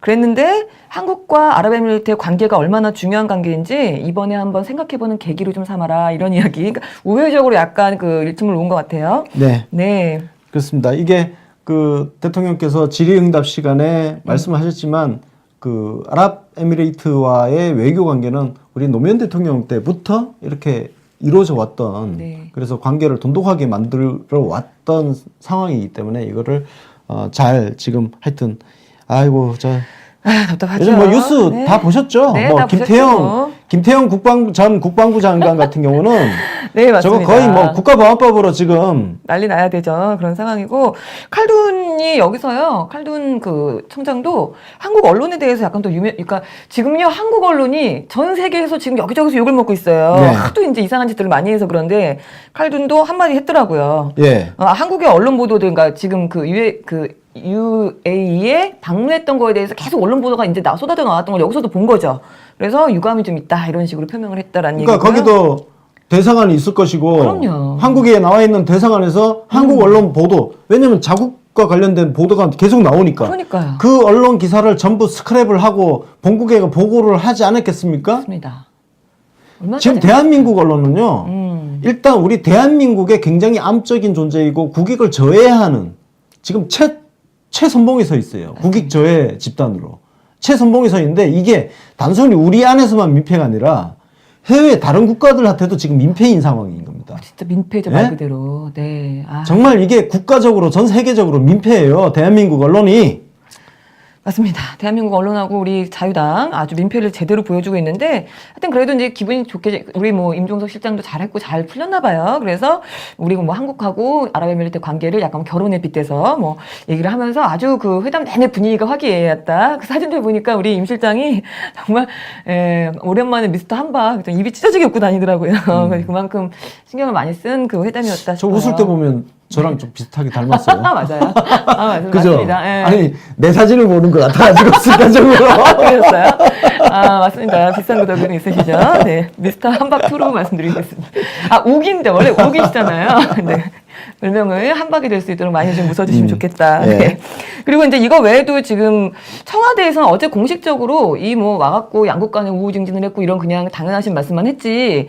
원전 이면 합의에 대해서는 청와대에서는 이면 합의 이자도 안 꺼냈어요. 한마디도 네. 하지 않았습니다. 근데 재발들인 인물들이 지금 말씀하신 뭐 김태형 장관을 비롯해서 튀어나와가지고 막 털어놓고 있어요. 지금 이게 무슨 일인지 모르겠습니다. 어제 전해드렸던 중앙일보 인터뷰를 시작으로 어제 또 JTBC하고 저녁에 또 인터뷰가 뉴스룸에 보도가 되기로 했는데 내용 보니까 지금 김태형 인터뷰만 보더라도 네.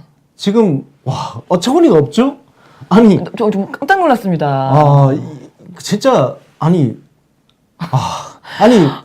아니 그 국방부 장관이 해외에 우리 자식들을 군대를 보내놓고 어떤 전쟁 상황이 생기면 우리 군이 자동으로 개입하게 해놨어요. 근데 그때 가면 이걸 비밀로 해놨어. 왜 비밀로 했냐? 비밀로 해야 원전 수주 이명박이 공적 쌌는데 그게 지금 문제가 돼 있으니까. 왜 비밀? 어? 그래도 국회에서 동일 비준을 안 해줄 거니까. 그러니까 한마디로 엄마한테 허락 못 받을 거니까 그냥 지르는 거예요. 이게 무슨 말이 되는 짓이냐고요. 그리고 나중에 이게 문제가 되면 국회에서 비준 안 한다는, 우리 국회에서 비준 안 해주네 하고 이걸 핑계로 아랍 쪽에다가 그렇게 그러니까요. UAE 측에다가 그렇게 얘기한다는 거 아니에요? 이거는 아랍에미리트 측에서 보면 사기당한 거. 뭔 개소리야 진짜. 거죠. 사기잖아 정확히 얘기하면 사기. 우리 국민도 사기치고 아랍에미리트한테도 사기친 거예요. 지금 양쪽으로 지금 쌍사기. 이게 뭔 짓인지 이해가 안 갑니다 도대체. 아니 그러니까 양쪽 쌍사기예요 쌍사기 맞아요. 진짜. 저는 이걸 보면서 저 우뚝하게 그 흉물처럼 서 있는 잠실 롯데월드 타워가 생각이 났습니다. 그죠? 공무참모총장이 반대하는 사안에 대해서 총장 잘라버리고. 그러니까 총장을 잘라버리고 성남 비행장의 보안 문제라든지 국가안보 문제를 뒷전으로 밀어넣고 롯데월드 타워 허가를 해줬던 쥐새끼가 생각이 나는 거예요. 똑같은 거예요. 이 같은 맥락인 거예요. 이것도. 당장 원전 수주했는데 이런 문제가 있으니까 이거를 국민들 모르게, 국회 모르게 이렇게 처리를 했다? 이 새끼들은 국가 반란죄로 다 쳐넣어야 돼요. 이 새끼들 이거 정말. 농담이 아니라 정말 반란죄죠. 이거는 정말 반란죄입니다. 이건 정말 국가안보를 위태롭게 하는 거 아닙니까? 말도 안 되는 얘기죠. 거기다가 사실 이런 군사협정에 관련된 MOU를 맺을 때는 무조건 국회의 동의를 받게 되어 있습니다. 그러니까 아예 시작할 때. 그러니까 일단은 몰래 해놓고 나중에 니네들이 반대하면은 파견 못 하잖아. 이게 말이 안 되는 내용이고.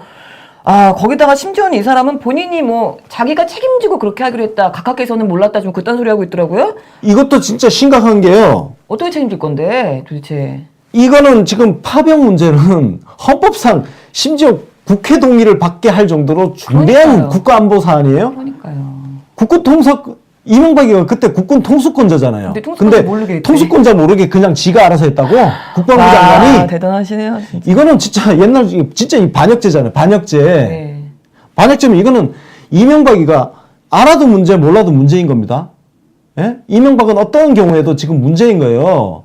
만약에 김태형이가 그때 비밀 협정을 이렇게 체결하는 데 있어서 국군 통수권자인 이명박 대통령이 이 사실을 몰랐다.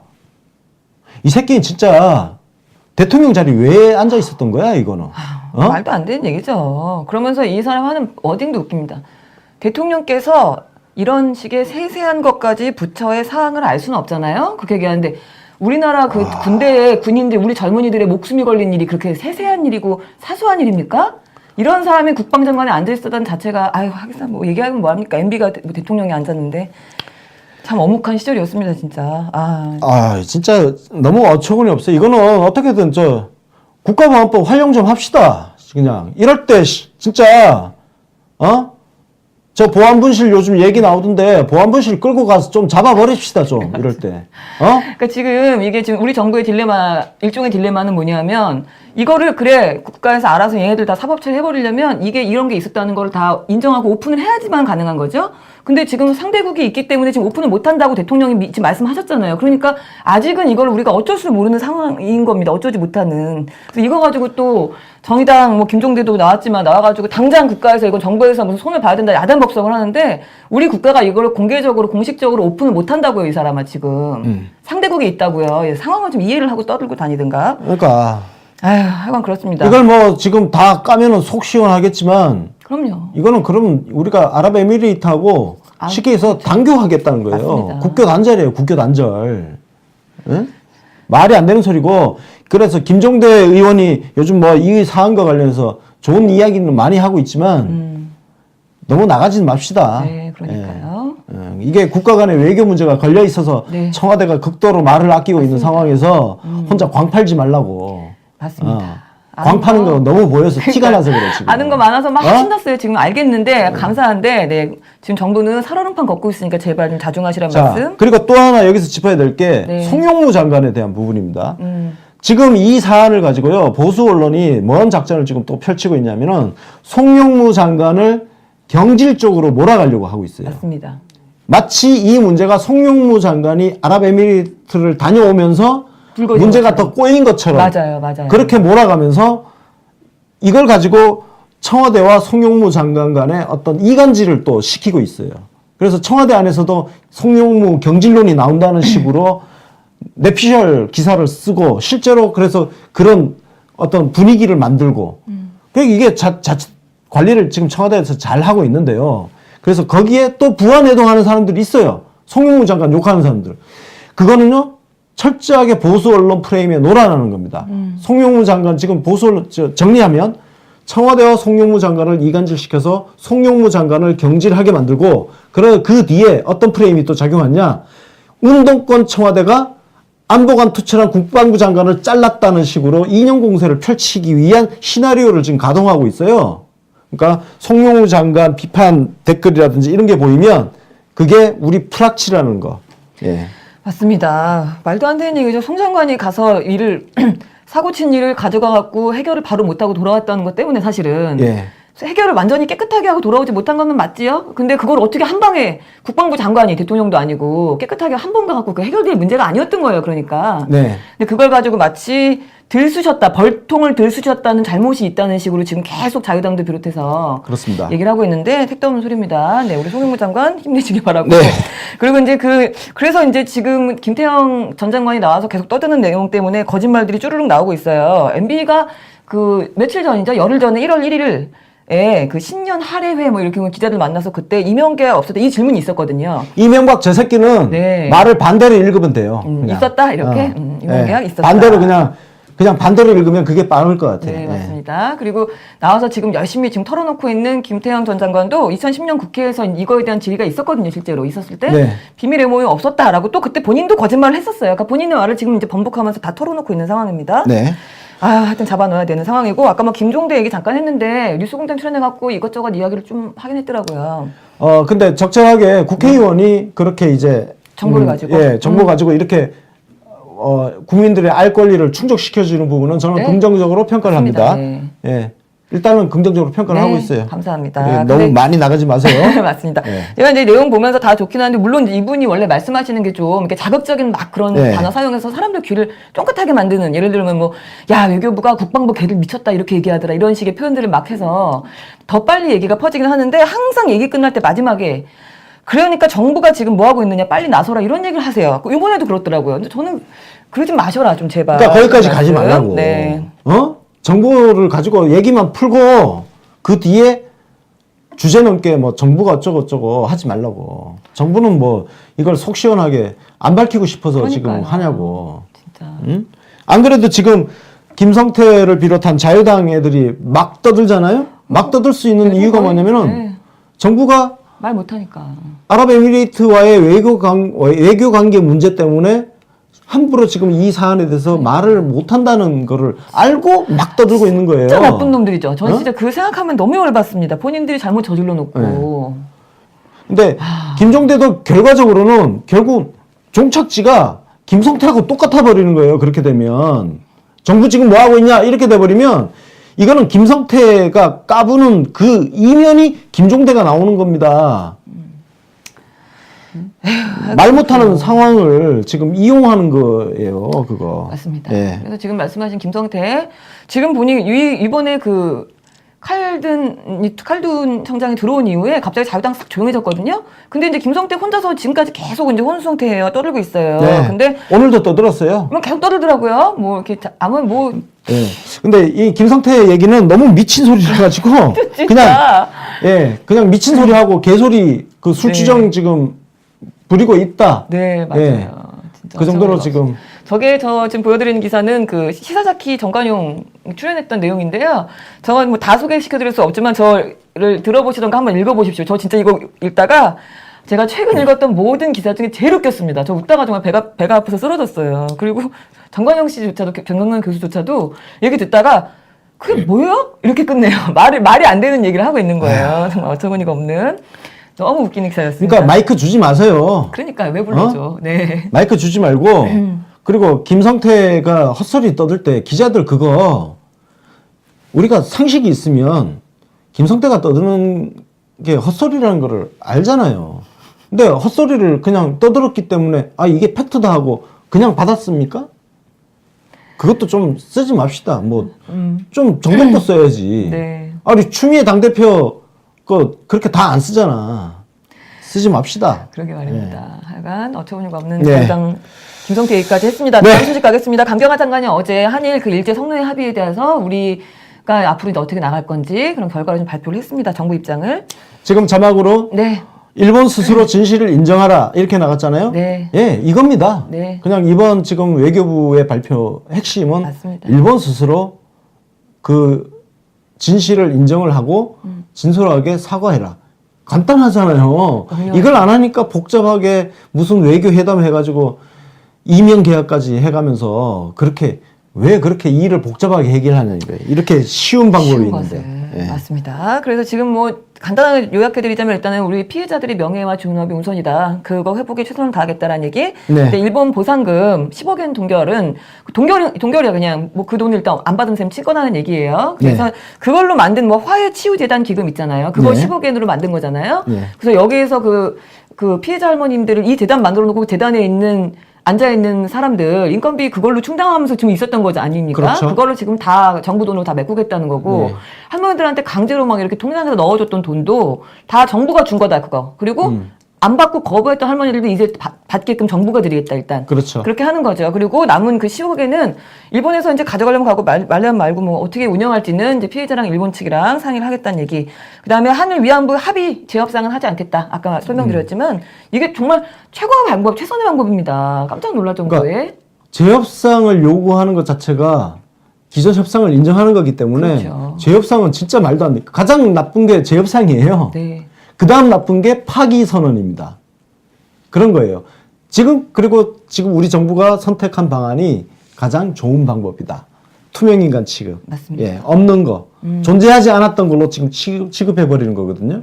이게 가장, 사실, 일본 입장에서 지금 일본이 개소리 막 떠들고 있잖아요. 어쩌고저쩌고 하는데, 네. 일본도 마땅히 사실은 그래봤자 할 게 별로 없어. 없죠. 왜냐하면 우리가 재협상 요구한 것도 아니고 그렇죠. 파기 선언한 것도 아니야. 그러니까 예를 들면은 뭐 재협상하자 그러면 거부하든가 파기하자 그러면은 국제사회에 어쨌든 간에 공식 합의를 저런 식으로 지멋대로 깼다라고 뭐 항의라도 할 텐데 깬 것도 아니고 그렇다고 협상을 또 하자는 것도 아니고 뭐 그 어쩌라는 거야 뭐 이런 식이죠. 그런 그러니까 거죠. 한마디로 지금 예. 정부에서는 너는 사과 말고는 다른 건 아무것도 하지 마. 그건데 그래서 이제 한일 문제를 지금 그 내용을 이렇게 보니까요. 우리 한국 일본의 문제만으로 지금 이거 국한하는 게 아니라 이 위안부 문제를 그 명예 존엄이라는 이제 인류 급한 가치로 지금 전환을 했어요. 우리 정부에서. 네. 그래서 이제 국제사회에서도 사실은 환영할 수밖에 없는 그런 상황일 것 그렇습니다. 같고. 이 상황에서 네. 일본에서는 추가 조치 요구 수용 못하겠다. 아베 평창 올림픽 갈 분위기 아니다. 오지마 안 와도 돼. 안 와도 되고 네. 지금 분위기로 보면 이번 평창 올림픽에 정말 전 세계에서 굉장히 많은 그러니까요. 고위급 인사들이 올 것 같아요. 큰 잔치가 자, 될 것 그때 같죠. 아베 없는 자리에서 네. 이 문제를 우리가 국제사회에다가 왜 인류 보편적인 문제잖아요. 네. 국제사회에 그렇죠. 정말 우리가 원사이드하게 일방적으로 한번 알리는 그런 장으로 예, 활용을 하면 될 것 같습니다. 아주 훌륭합니다. 예. 그래서 일단은 뭐 이렇게 됐고요. 그래서 일본은 지금 뭐 합의가 짓밟혔다 이딴 소리, 한국 측에 강력 항의하겠다 이딴 소리 열심히 지금 고노다로 외무상이 하고 있습니다. 네. 근데 뭐 그러세요. 네. 약 오를 거예요. 지금 일본 입장에서는 진짜 약이 오르는 상황입니다. 네. 진짜 답답한 상황인데. 지금 그 전에 그러니까 이 사람들도 결국 세옹지마예요. 일본도. 네. 그 전에 박근혜를 상대하면서 속으로 얼마나 좋았겠습니까? 예. 세상에 이렇게 멍청하고 닭대가리인 예. 응? 수장이 있나? 어떻게 이런 사람 대통령인가 싶어서 속으로 정말 좋았을 텐데 갑자기 그 다음 나타난 상대가 문재인이에요. 그러니까. 이거는 어떻게 그동안 정말 벽이야 벽. 네. 솔직히 말해서 이명박근혜 9년 동안 우리가 글로벌 호구 소리를 들었잖아요. 맞아요. 솔직히 해외 각 다른 나라 입장에서 보면 진짜 갖고 놀기 좋은 애들이었죠. 최고죠. 네. 이명박은 뭔가 이렇게 슬쩍슬쩍 사탕 조금 주면 홀라당 그냥 말아먹는 애였고 박근혜 저건 천지분간 아무것도 모르는 그런 거니까 갖고 놀기가 진짜 좋았잖아요. 그러다가 갑자기 울트라 슈퍼 진짜. 초강력 특히나- 외교 천재가 등장을 네, 했어요. 외교에 신이 내린 외교 천재 네. 정말 야 이런 분이 나타났으니 얼마나 열받겠습니까? 그리고 어쨌든 이 사람들 입장에서는 박근혜 때 어쨌든 도장은 찍은 거니까 네. 그 열받는 것도 조금 저는 이해는 가요. 근데 우리가 닭을 대통령으로 뽑아서 사람을 안 뽑고 미안하다. 네, 미안해요 일본. 미안하게 됐소이다. 그리고 이제 기레기들 반응을 좀 봐야 될 것 같은데 어제 이제 한겨레가 이제 무슨 강경화 장관이 쓴소리 들었다 이딴 소리를 했다고 제가 어제 말씀드렸고 또 JTBC가 뭐 10억 원 돌려주겠다는 오보를 냈다는 거 얘기 들으면서 이거 혹시 파기가 안 되거나 뭐 10억 원 안 돌려주면 깔려고 지금 밑밥 까는 거 아니냐 이런 설명을 드렸었는데 실제로 바로 그렇게 시작을 했어요. 바로. 네.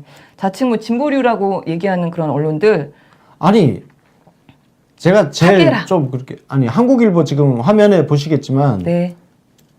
그러니까 재협상도 파기도 아닌 무력화. 제목 잘 뽑았어 여기까지. 최고야. 그랬는데 그래놓고 그 뒤에 애매하대. 애매하다. 아니 무력화가 지금 제일 좋은 거 아니에요. 그러니까요. 무력화 시켜버리는데 네. 그게 왜 애매해? 그러니까요. 앞에까지 제목 잘 뽑아놓고 뽑아놓고 저도 그래서 거기까지만 어이가 딱 없었어요. 끝내버리지. 그 뒤에 사족 붙여가지고 왜 쓸데없이 안 먹어도 될 욕을 또 먹냐고. 응? 그 마지막에 마무리하기 직전에 갑자기 지난번 중국 그 문제가 갑자기 떠오른 거 아닌가 그런 생각이 들기도 합니다. 갑자기 웃겠나? 네 그렇고요. 예. 뭐 하여튼 그래서 뭐 OX 퀴즈밖에 모르는 것처럼 불어요. 대부분의 기사들이 파기를 안 해서 어쨌든 문제다, 모호하다, 이거 어쩌라는 거냐, 10억에는 그럼 뭐 할 거느냐, 막 그래서 아까 그 기자들 중에서 그런 질문한 기자들도 있었죠. 네, 하여튼 그러면서 또 일종의 느낌을 계속 기사들을 보면 위안부 할머니하고 우리 피해자 할머니들하고 우리 정부, 우리 청와대를 약간 이간질하려는. 왜 그런 거 있잖아요. 소위 진보류들이 소수자나 약자들을 이렇게 부추겨갖고 자기네 정치 지지를 이용해 먹는 느낌들이 있죠. 우리가 알고 있는데 그런 느낌의 기사들이 좀 많이 있었고요. 그래서 일부에서 사실 정신대 대책협의회에 대한 비판이 일고 있죠. 있습니다. 지금. 네, 그럼요. 정대협도 이번에 지금 그런 식으로 네, 성명서 내고 그런 식의 저질 정치 하지 마세요. 그렇죠. 예? 그동안 정신대 문제를 이슈화 시키고 한 공로는 인정을 하지만 이번 지금 외교부 발표에 대해서 그런 식으로 마치 우리가 뭘 잘못한 것처럼 그러니까요. 아니 그 내용을 제대로 이해를 한다면은 당연히 환영하는 성명서를 발표해야 할 정대협이 아니면 최소한 수고했다. 똥 치우느라고 애썼다 정도는 나와야죠. 아니 그런 식으로 더러운 정치질 하면 뭐 우린 그냥 갖다 조집니다. 그렇죠. 예. 맞습니다. 지금 역대 정부 중에 우리 그 성노예 할머니, 피해자 할머니들에 대해서 이렇게 신경 많이 쓴 정부가 세상에 어디 있습니까? 그러니까. 네. 지금 모든 게 100%가 뭐 100 아니면 그러니까 1 아니면 100밖에 모르는 참 그 진보류들 하여튼 있고요. 우리 대한민국에서 진보를 자처하는 사람들한테는 진짜 빵 프로 아니면 100%밖에 존재하지 그러니까요. 않죠. 예. 참 답답한 사람들인데 뭐 조중동의 비난이 당연히 많았습니다. 특히 이제 친일 특화 언론들 있잖아요. 그 예. 제목들 읽어보면 기도 안 찹니다. 그게 뭐냐면 일본이 위안부 합의 무력화가 되니까 일본을 막 걱정해주고 있어요. 일본 불만 키운 게 지금 조선일보의 걱정이고요. 동아일보는 일본도 만족하지 못한 절충안이라서 불만인 거예요. 아니 그러니까 우리가 왜 일본 만족시켜줘야 돼? 이 그러니까 새끼들아. 미쳤나봐요. 일본이 불만을 그게 갖든 어딘가. 말든 어느 나라 실문이냐고 진짜. 진짜요. 아유, 조중동은 예, 진짜 한심합니다. 근데 일본이 화가 나서 매우 불편하신 조중동. 저게 맞습니다. 저 다시 강조하지만 저게 사대주의 때문이에요. 자존감 없는 애들이 저 우리보다 그 큰 나라에서 저 신기 불편해 하시면 어떡하지? 맞아. 아유 씨. 심지어는 그 큰 나라뿐이 아니라 북한이 우리보다 뭐 큰 나라 아니잖아요. 북한에 대해서도 그런 느낌 좀 있었습니다. 제가 이따 좀 말씀드리겠습니다. 다음 소식으로 바로 갈게요. 남북 우리 고위급 회담이 정말 길게 진행이 됐습니다. 10시간이 넘는 마라톤 회의를 했는데요. 네. 그 끝에 공동 보도문 채택을 했죠. 네. 네. 간략하게 세 가지죠. 네. 평창 동계 올림픽 성공을 위해 적극 협력하기로 하였다. 네. 두 번째, 군사적 긴장 상태를 완화하고 한반도의 평화적 환경을 위해 공동으로 노력하기로 하였다. 네. 세 번째, 남과 북은 남북 선언들을 존중하며 남북 관계에서 제기되는 모든 문제들을 우리 민족이 한반도 문제의 당사자로서 대화와 협상을 통하여 해결해 나가기로 하였다. 네, 맞습니다. 지금 크게 보자면 평창 이야기, 그 다음에 군사적 긴장 완화 이야기, 그 다음에 남북 선언을 잘 지켜나가자 이런 이야기인데, 되게 놀랐죠. 분위기도 굉장히 좋았다, 우호적이었다고 얘기가 나오고 네. 있지만, 또 더 놀라운 건 사실 크게 우리 기대 안 하고 일단 평창 올림픽 얘기만 잘 돼도 좋겠다 생각을 하면서 갔던 건데, 이 자리에서 군사회담을 앞으로 갖자. 이런 이야기까지 지금 나온 거죠. 그래서 네. 이거는 이슈 프리즘에서 좀 자세하게 네. 짚어보도록 하고요. 다음 소식, 마지막 소식입니다. 간단한 거고요. 청와대 사랑채 알고 계시죠? 네, 네. 사랑채를 청와대 관을 다시 새롭게 단장을 해서 오픈했다라는 소식이 있었습니다. 네. 네. 여기에 그 VR, 그 버추얼 리얼리티라고 네. 그러죠. VR. 네, 그걸로 코너를 또 볼수 만들었대요. 있대요. 네. 이게 제가 흥미롭더라고요. 이거는 한번 저도 가서 한번 보고 싶어요. 네, 가까우니까 한번 가시죠. 그리고 네. 대통령께 직접 쪽지를 쓰는 코너도 생겼다고 합니다. 그래서 대통령께 말씀 전하고 싶으신 분들은 가서 쪽지 쓰십시오.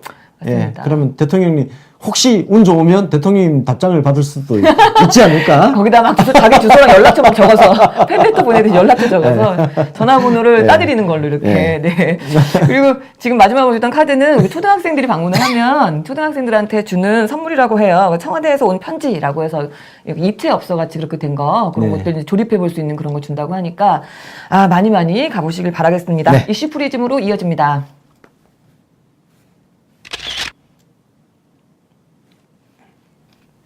네, 남북회담 얘기를 좀 해야죠. 네. 네. 지금 뉴스를 다 보셔가지고 네. 할 텐데 일단 북한에서 지금 고위급 대표단하고 네. 민족올림픽위원회 대표단, 선수단, 응원단, 예술단, 참관단, 태권도 시범단, 기자단 이렇게 기자단. 예, 규모가 굉장히 커졌습니다. 진짜 예. 커졌습니다. 네. 예. 그래서 지금 이 평창올림픽을 이제 앞으로 이제 참가하고 하는 것들에 대해서 계속 논의할 게 있겠죠. 그래서 이제 실무회담을 또 계속 이제 추가로 개최하자 이렇게 합의가 됐다고 하고요. 그리고 두 번째로 좀 놀랐던 게, 저 이거 조금 놀란 뉴스였는데, 예. 군사 당국 회담을 향후 추진하자 이렇게 개최하기로 합의가 됐다고 네. 합니다. 네. 놀랍습니다. 획기적이죠? 네. 예, 그러니까 속도가 굉장히 기대하지 못했던 굉장히 빠른 속도로 뭔가 지금 진행이 되는, 이게 사실은 그 앞서 말씀드린 그 평창 올림픽 네. 규모, 네. 파견단 규모도 하고 연결이 되어 있는 것 같아요. 그러니까 지금 북한에서 굉장히 전향적으로 지금 그 대남 정책이 바뀐 맞아요. 거 아니냐. 이걸 또 보수 언론에서는 남한을 또 남남 갈등을 부추기기 위한 통일 전선 전술이다 이런 얘기를 아마 계속 떠들 거예요. 그렇죠. 네. 이건 한두 해 들어온 이야기가 아니라서 어쨌든 북한이 이렇게 대규모 파견단을 보낸다는 것 자체는 뭐냐면 이번 올림픽에 대해서 어떤 같은 민족으로서 큰 의미를 부여하겠다. 거기에 걸맞는 규모로, 그러니까 예를 들어서 선수단하고 감독 일부 임원 해가지고 딸랑 몇 명 오는 거하고 그렇죠. 전혀 얘기가 지금 다르지 않습니까? 응원단도 예? 최소 100명 이상이라는데. 그래서 이게 엄청나죠. 올림픽에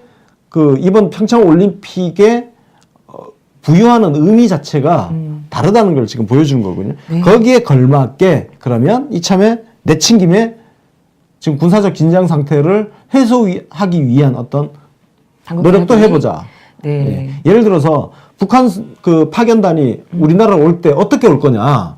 일단 지금 군사회담이 같이 열리게 되면요. 제 예상으로는 그냥 평양에서 인천공항 직항으로 비행기로 오든 배로 오든 아니면 금강산 육로를 쪽, 통해서 금강산 쪽 육로로 네. 온다는 얘기가 지금 나오고 육로로 있어요. 이렇게 오는 방법도 있고. 네. 그러니까 이게 군사회담이 전제가 돼야 되는 겁니다. 맞습니다. 예, 군사회담을 해서 그걸 통해서 사전 정지 작업을 해놔야 이렇게 영공이든 영해든 바로 예? 들어올 수 바로 있으니까. 오든 육로든 네. 하여튼 다양한 통로를 이용할 수 있는 거거든요. 그래서 같이 이게 옵션으로 저는 이게 별개의 것이 아니라 이 파견단 규모와 군사회담이 연결되어 연결돼서 있다. 왔다. 그런 네. 이야기. 네, 그렇군요. 그리고 그가 왜 이제 남북 간의 다양한 분야를 네. 교류를 협력을 좀 늘리자 이런 이야기도 했고요. 네. 그리고 남북 선언을 존중하자 이 얘기가 나와서 너무 반가웠습니다. 우리 김대중 대통령, 노무현 대통령이 해놓으신 두 번의 선언문이 있잖아요. 그렇습니다. 그 정신을 다시 계승을 하자 이런 이야기. 가장 최근이 2006년이었죠? 2006년 2007년이었죠. 7년이었네요. 네. 아씨. 예. 2007년도 그 우리 그 노무현 대통령이 예, 노무현 대통령이 네, 그 14선언. 예, 14선언. 네. 그 동안 공백이었잖아요. 맞아요. 예. 그래서 10년이 넘었죠. 정말 그 14선언 때로 다시 회복이 되었으면 하는 바람을 갖게 만드는 성명서였습니다. 예. 네, 너무 반가운 얘기였어요. 예. 그리고 그거 외에도 또 남북 고위급 회담을 각 분야별로 조금 계속 다양하게 개최하자 해서 지금 앞으로 회담을 하자라는 얘기가 상당히 많이 나온 상태였어요. 네. 아, 그래서 뭐 평창 관련해서 지금 말씀하신 대로 뭐 응원단들이 대규모로 온다 그러면 우리 뭐 많이 올 때 뭐 300명 이상씩도 온다고 했다고. 네. 맞다고 합니다. 굉장히 좀 인원이 클 것 같고 회담 종료 후에 이제 기자회견을 간단하게 했어요, 대표단이. 네. 그래서 뭐 중대한 계기를 마련했다 이런 뭐 좋은 말씀. 그 다음에 중요한 건 또 남북의 이제 우발적인 충돌이 올까봐 항상 우리가 조마조마하지 않습니까? 이번에 우리 사실 판문점 통해서 넘어왔던 그 기순 병사도 그게 우발적인 문제가 생길까봐 되게 나중에 듣고 우리가 놀랬던 건데, 하여튼 그런 것들을 좀 방지할 계기가 되기도 했다 이런 네. 이야기. 그리고 이산가족 문제를 얘기를 했는데 북측에서도 사실은 내용은 공감을 다 하고 있답니다. 근데 이제 그쪽도 그쪽 나름대로의 사정이 있기 때문에 지금 당장 이산가족에 대한 얘기를 그 우리 보도문에 실지 못했지만 향후 계속해서 좀 논의하기로 했다. 그래서 이거를 실지 못해서 우리 이산가족 그 국민들한테 미안하다, 죄송하다 이런 이야기도 했습니다. 그렇습니다. 자, 네. 그리고 서해 군 통신선이 폐쇄 24개월 만에 재개통이 되었습니다. 네, 이게 네. 우리 어제 네. 회담이 시작하자마자 나온 얘기인데요. 네. 이게 좀 보니까 이제 얘기들이 조금 있었죠. 뭐냐면 우리 지난 3일날, 1월 3일에 판문점의 채널을 다시 한 라인을 가동할 때 그날 북한에서는 이것도 같이 오픈을 했답니다. 네. 근데 우리는 그걸 모르고 있었다는 거예요. 근데 이제 커뮤니케이션이 문제인 것 같아요. 얘기를 들어보니까. 그리고 이 리선권이라는 이 단장이 그때 우리 조선 중앙TV에서 얘기할 때 이 얘기는 없었고 그냥 판문점 채널을 김동지가 가동하라고 지시하셨다 이렇게 얘기했거든요. 네. 그러니까 제가 보기에는 이제 뭔가 커뮤니케이션이 문제였지 않았나 싶은데 이거 가지고 또 물어뜯는 기사들 어제 아니, 많았어요. 그러니까 아니 북한에서 판문점만 얘기를 했으니까 판문점 전화선 코드를 지금 꽂은 거 아니야? 나머지는 코드선 꽂았는지 안 꽂았는지 우리가 어떻게 알아? 그러니까요. 어? 근데 저거를 우리가 뭐 그렇게- 북한에 간첩 보내가지고 간첩. 저 서해안 네. 서해안 쪽도 전화선 코드 꽂았다는데요? 뭐 이렇게 해야 되는데? 그러니까요. 이거 가지고 뭐 특히 아, 이데일리 진짜. 김관영 기자라는 사람은 비핵화 서해 군통신선에 2번 발끈한 리선권 이렇게 제목을 뽑았는데 아니 우리가 마치 뭔가 혼난 것처럼 아니 우리 그러니까 이것도 일종의 뭐 사대주의도 아니고 뭔가요? 그러니까. 리선권이 우리 장관이 리선권한테 혼날 군번입니까? 발끈했다 이런 식의 표현을 이 사람이 뭔가 성격이 되게 원래 막 좀 급하고 화통하대요. 그리고 우리 쪽 조명균 장관은 조금 차분하고 조용한 사람인데 말을 막 이거 왜 몰랐느냐 이렇게 얘기를 했나 봐요. 그거 가지고 우리 장관이 많이 혼쭐난 것처럼 떠드는 기사들 있었고요. 네. 그리고 IOC에서도 우리 이제 북한의 평창 참가를 굉장히 환영하면서 많이 돕겠다라는 얘기가 나왔죠. 예. 네. 그래서 그 평창 올림픽 참가 신청 마감을 연장하기로 했습니다. 참 다행이죠. 북한이 신청할 수 있는 시간을 줘야 되니까. 이게 예. 출전권이 지금 소멸된 상태래요. 네. 기간이 끝나서. 근데 다시 받아주겠다는 얘기죠. 그래서 이제 그 피겨 스케이팅 페어 부분 그 출전권이 이제 다시 어떻게 해서 출전할 수 있을 것 같고 네. 그 외에 이제 뭐 쇼트트랙, 스키 다양한 종목이 있잖아요. 네. 이쪽에 이제 일종의 와일드 카드 같은 거 통해서 더 많은 선수들이 올림픽에 참가할 수 있는 어떤 네. 그런 방안도 지금 모색을 하고 있다고. 네, 예. 맞습니다. 그런 얘기들. 하여튼 뭐, IOC에서도 적극 도와준다라고 얘기를 네. 지금 나오고 있어서 분위기가 아주 좋습니다. 국제사회 분위기가 좋지요. 지금 그 외신들이 하루 종일 남북회담 얘기를 어제 계속 얘기를 했어요. 네. 여기서도 뭐 전 세계가 지금 이목이 집중되고 있는데, 특히 타임지. 네. 문재인 대통령의 성과로. 그죠? 네. 예. 성과로 평가를 했고, 어쨌든 북한이 평창 올림픽에 참가하게 된다면 북한의 도발 위협도 감소하게 될 거다. 당연하죠. 이게 네. 당연한 분석 아닙니까? 상식적인 분석. 이런 분석 기사를 왜 우리나라에서 안 쓰느냐 이거야. 네, 안 쓰고, 네, 리선권이 발끈했다. 전화선 때문에 이런 소리는 하고 있고, 네. 그다음에 포린 어페어스에서 네. 그냥 좋은 것 이상. 예. 기가 그것도 막히죠? 그냥 후한 평가. 그냥 네. 좋은 것. 굿띵. 네, 오, 아마 좋습니다. 트럼프 얘기를 좀 인용한 것 같죠? 트럼프가 좋은 것이다, 대화는 좋은 것 이렇게 했잖아요. 그 트윗에 그거 그냥 좋은 것보다 더 좋은 거다 이렇게 표현을 한 거죠. 네. 네, 그래서 문재인 대통령이 성공한 거다 이거는 네. 이런 표현. 미국은 그리고, 한국의 네. 주도적 노력을 지지해야 된다 이렇게 얘기를 했고요. 좋은 소식도 있죠. 그래서 네. 독일 언론 이게 FAG. 네. 프랑크푸르트 알게마이누 짜이퉁 그거인 것 같아요. 맞습니다. 네. 예. 맞죠? 맞아요. 예. 네. 여기서 이제 금주의 인물로 우리 대통령을 선정을 했다는 금주의 인물. 소식입니다. 예. 문재인 대통령의 그간의 노력이 결과로 증명되었다 이렇게 네. 평가했습니다. 예. 아이, 아, 네. 국뽕이 차오릅니다. 국뽕이 그렇습니다. 차올라요. 네. 아. 네, 그거다 보 추가로 또 교황님도 한 말씀 보태셨더라고요. 그렇습니까? 네. 예. 소개를 네, 해주시죠. 교황님께서 소개해 주실 줄 알고 기다리고 있었어요. 여러분. 그냥 신년 외교정책 설명 연설을 하셨거든요. 그 자리에서 네. 한반도의 지금 대화 노력을 우리가 지지하는 것이 매우 중요하다. 그래서 네. 전 세계가 지지해줘야 된다. 이런 이야기를 하셨는데, 요거를 이제 청와대에서 올해 들어서 하고 있는 한마디 한 장면, 오늘의 한 장, 오늘의 한마디라는 그 코너에 요거를 소개를 했더라고요. 네. 예, 프란치스코 교황님의 말씀입니다. 네, 그렇습니다. 네. 이렇게 지금 그 남북 대화를 조금 다뤄봤는데요. 네. 지금 상황이 어쨌든 북한이 평창 올림픽에 참가하는 좋은 분위기 전환은 네. 분명하지만 또 한편으로 지금 대북 제재가 진행되고 있는 상황이라는 거. 이게 동시에 지금 가고 있다는 점을 우리가 유심히 살피면서 이 뉴스를 이와 관련된 뉴스를 우리가 앞으로 좀 굉장히 이성적으로 정말 쳐다보는 것도 굉장히 필요하다고 생각을 맞습니다. 합니다. 그래서 우리 대통령께서 이 말씀도 하셨잖아요. 통일이 목표가 아니라 평화를 정착시키는 게 목표다. 네. 예. 그래서 지금은 한반도에서 뭐 우리가 특히 이제 국내에는 통일 지상주의자들이 또 있습니다. 그래서 그 통일 지상주의자들의 또 앞서가는 설레발도 우리가 경계를 해야 되고요. 네. 예. 또 그 반대편에서 반통일을 부추기는 그리고 북한 혐오에 기반한 어떤 그런 그 무분별한 그 종북 빨갱이 이론. 맞습니다. 그 이념전도 아니에요, 그거는.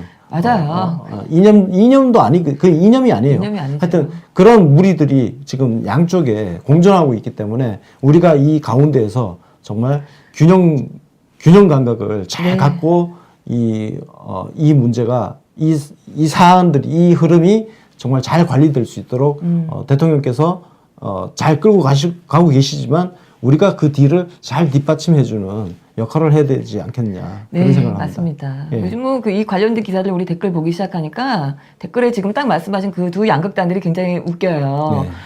너 절대 오지 마라, 뭐 남한 땅 한 번만 밟기만 해봐라, 뭐 가만두지 마라, 막 이런 그 빨갱이론을 외치는 사람들과 그리고 당장 통일을 해라 또 이런 사람들이 같이 존재하고 있습니다. 네. 저희가 중간에서 무게중심을 딱 잡고 대통령을 받쳐드려야 되겠다 그렇습니다. 이런 얘기입니다. 이슈 프리즘이었고요. 다음 가겠습니다. 네, 오늘은 언론의 부시를 뺐습니다. 네, 예. 그 기자회견으로 대신해서 좀 긴 이야기들이 예. 많이 있었기 때문에 언론의 부시를 없고요. 칭찬합시다로 바로 왔습니다. 오늘 좀 재미있는 칭찬 주인공이 있습니다. 마포구 연남동의 프란체스코 치과. 네. 네.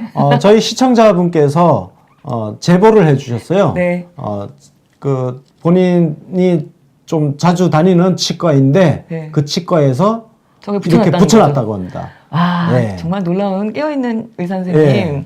제가 그래서 저기를 찾아봤어요. 지금 보니까 서울시 마포구 연남로 42 네. 코오롱 아파트 상가 B동 307호인데요. 예. 여기를 제가 들어서 봤더니, 저 치과 원장님이 원래. 그죠? 네. 대단하시더라고요. 이 광고 치과 네. 원장님들이 싫어하시면 어쩌죠? 그 생각나네요. 근데 네. 치과 원장님들이 이런 분이 이렇게 껴있는 분이 있구나. 원래 네. 좀 그런 분이에요. 범상치가 않습니다. 네. 대부분 치과 가면은 뭐 각종 시술에 대한 뭐 홍보 광고들, 뭐 임플란트는 뭐 얼마고 뭐가 얼마고 그런 거 막 붙어 있잖아요. 그런 건 네. 하나도 없고. 신부님의 이야기, 어느 아일랜드 신부님의 이야기, 의사 10개명, 뭐 이런 거 있잖아요. 네. 그런 것만 저렇게 줄줄이 붙여놓은 네. 그런 치과다라는 이야기가 있었어요. 정말 문재인 대통령 지지자다운 분이시죠? 네, 그러니까요. 예. 멋진 훌륭하십니다. 우리 치과 선생님 모서리, 예, 의사다운 그래서 의사. 연남동에 있는 프란체스코 치과 대박 나시기 바라겠습니다. 네. 네. 이거야말로 정말 치과 선생님들이 이 광고 싫어하겠네요. 네. 하여간 그 훌륭한 치과 의사 선생님이 계셔서 오늘 칭찬을 해드렸습니다. 네.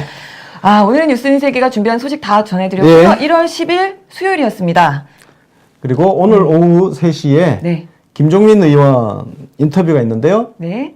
김종민 의원은 안희정 충남지사, 우리가 제가 개인적으로 별로 좋아하지 않는 안희정 충남지사의 최측근, 근데 측근이라는 표현보다는 오랜 동지, 예, 대학 시절부터 함께 반제 운동하던 예, 그 동지로 충남 부지사도 지내고 예, 정부 부지사도 지내고 현재 이인재를 꺾고 국회의원이 되었는데요. 오늘 좀 많은 이야기를 한번 들어보도록 하겠습니다. 특히 네, 이분이 개헌특위 그러니까요. 위원이세요. 네. 예, 개헌과 관련된 이야기 있고요. 네. 자, 제가 이틀을 빠지고 오늘 복귀를 했는데요. 여러분들한테 선물을 하나 준비를 해왔습니다. 아, 그러셨군요. 네. 오늘 오히려 기자님이 선물을 받으셨어요. 오늘 2,500 네, 동접자가 2,500을 넘었다고. 예, 돌파했더라고요, 아까 전에. 감사드립니다. 네. 우리 권 기자님 오늘 진짜 기분 좋으시겠습니다. 네. 내가 보니까 네. 이렇게 되는구나 이러면서. 여러분들이 그동안 추미애 대표님 모셔달라는 부탁을 많이 하셨는데요. 네. 예. 이번 주 금요일, 오, 네, 금요일 오후 2시에 추미애 대표께서 드디어. 여기 인터뷰에 오십니다. 아, 그렇군요. 다들 너무 좋으실 예. 것 같습니다. 제가 사실 오래전부터 계속 네. 일정 조율을 해왔었어요. 아, 그렇죠. 예, 해왔었는데, 전격적으로 전격. 예, 12일 오후 2시로 확정이 됐습니다. 아, 그렇군요. 네. 우리 그 1월 12일 금요일 오후 2시에 추다라크가 드디어 전격 출연을 한다. 네. 이런 이야기. 그리고 반가웠네요. 네. 내일 오후 3시에는 네.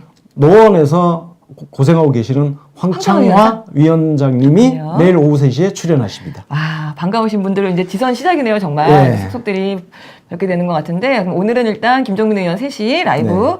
네, 특히나 이제 개헌특위였기 때문에, 활동을 하셨기 때문에 오늘 대통령께서 또 개헌에 대한 이야기도 하셨으니까요. 네. 아마 관련해서 들을 만한 이야기가 많을 것 같습니다. 네. 재미있게 많이 시청해 주시고, 내일이나 모레에 있는 방송은 또 그때 다시 설명을 드리도록 하겠습니다. 네. 네. 오늘 1시간 반, 딱 1시간 네. 반 동안 지금 방송 진행됐습니다. 긴 시간 같이 봐주신 분들, 또 특히나 오늘 많이 봐주셔서 너무 감사드리고요. 저희는 내일 오전 10시 45분에 다시 생방송으로 오겠습니다. 시청해주신 여러분 고맙습니다. 고맙습니다.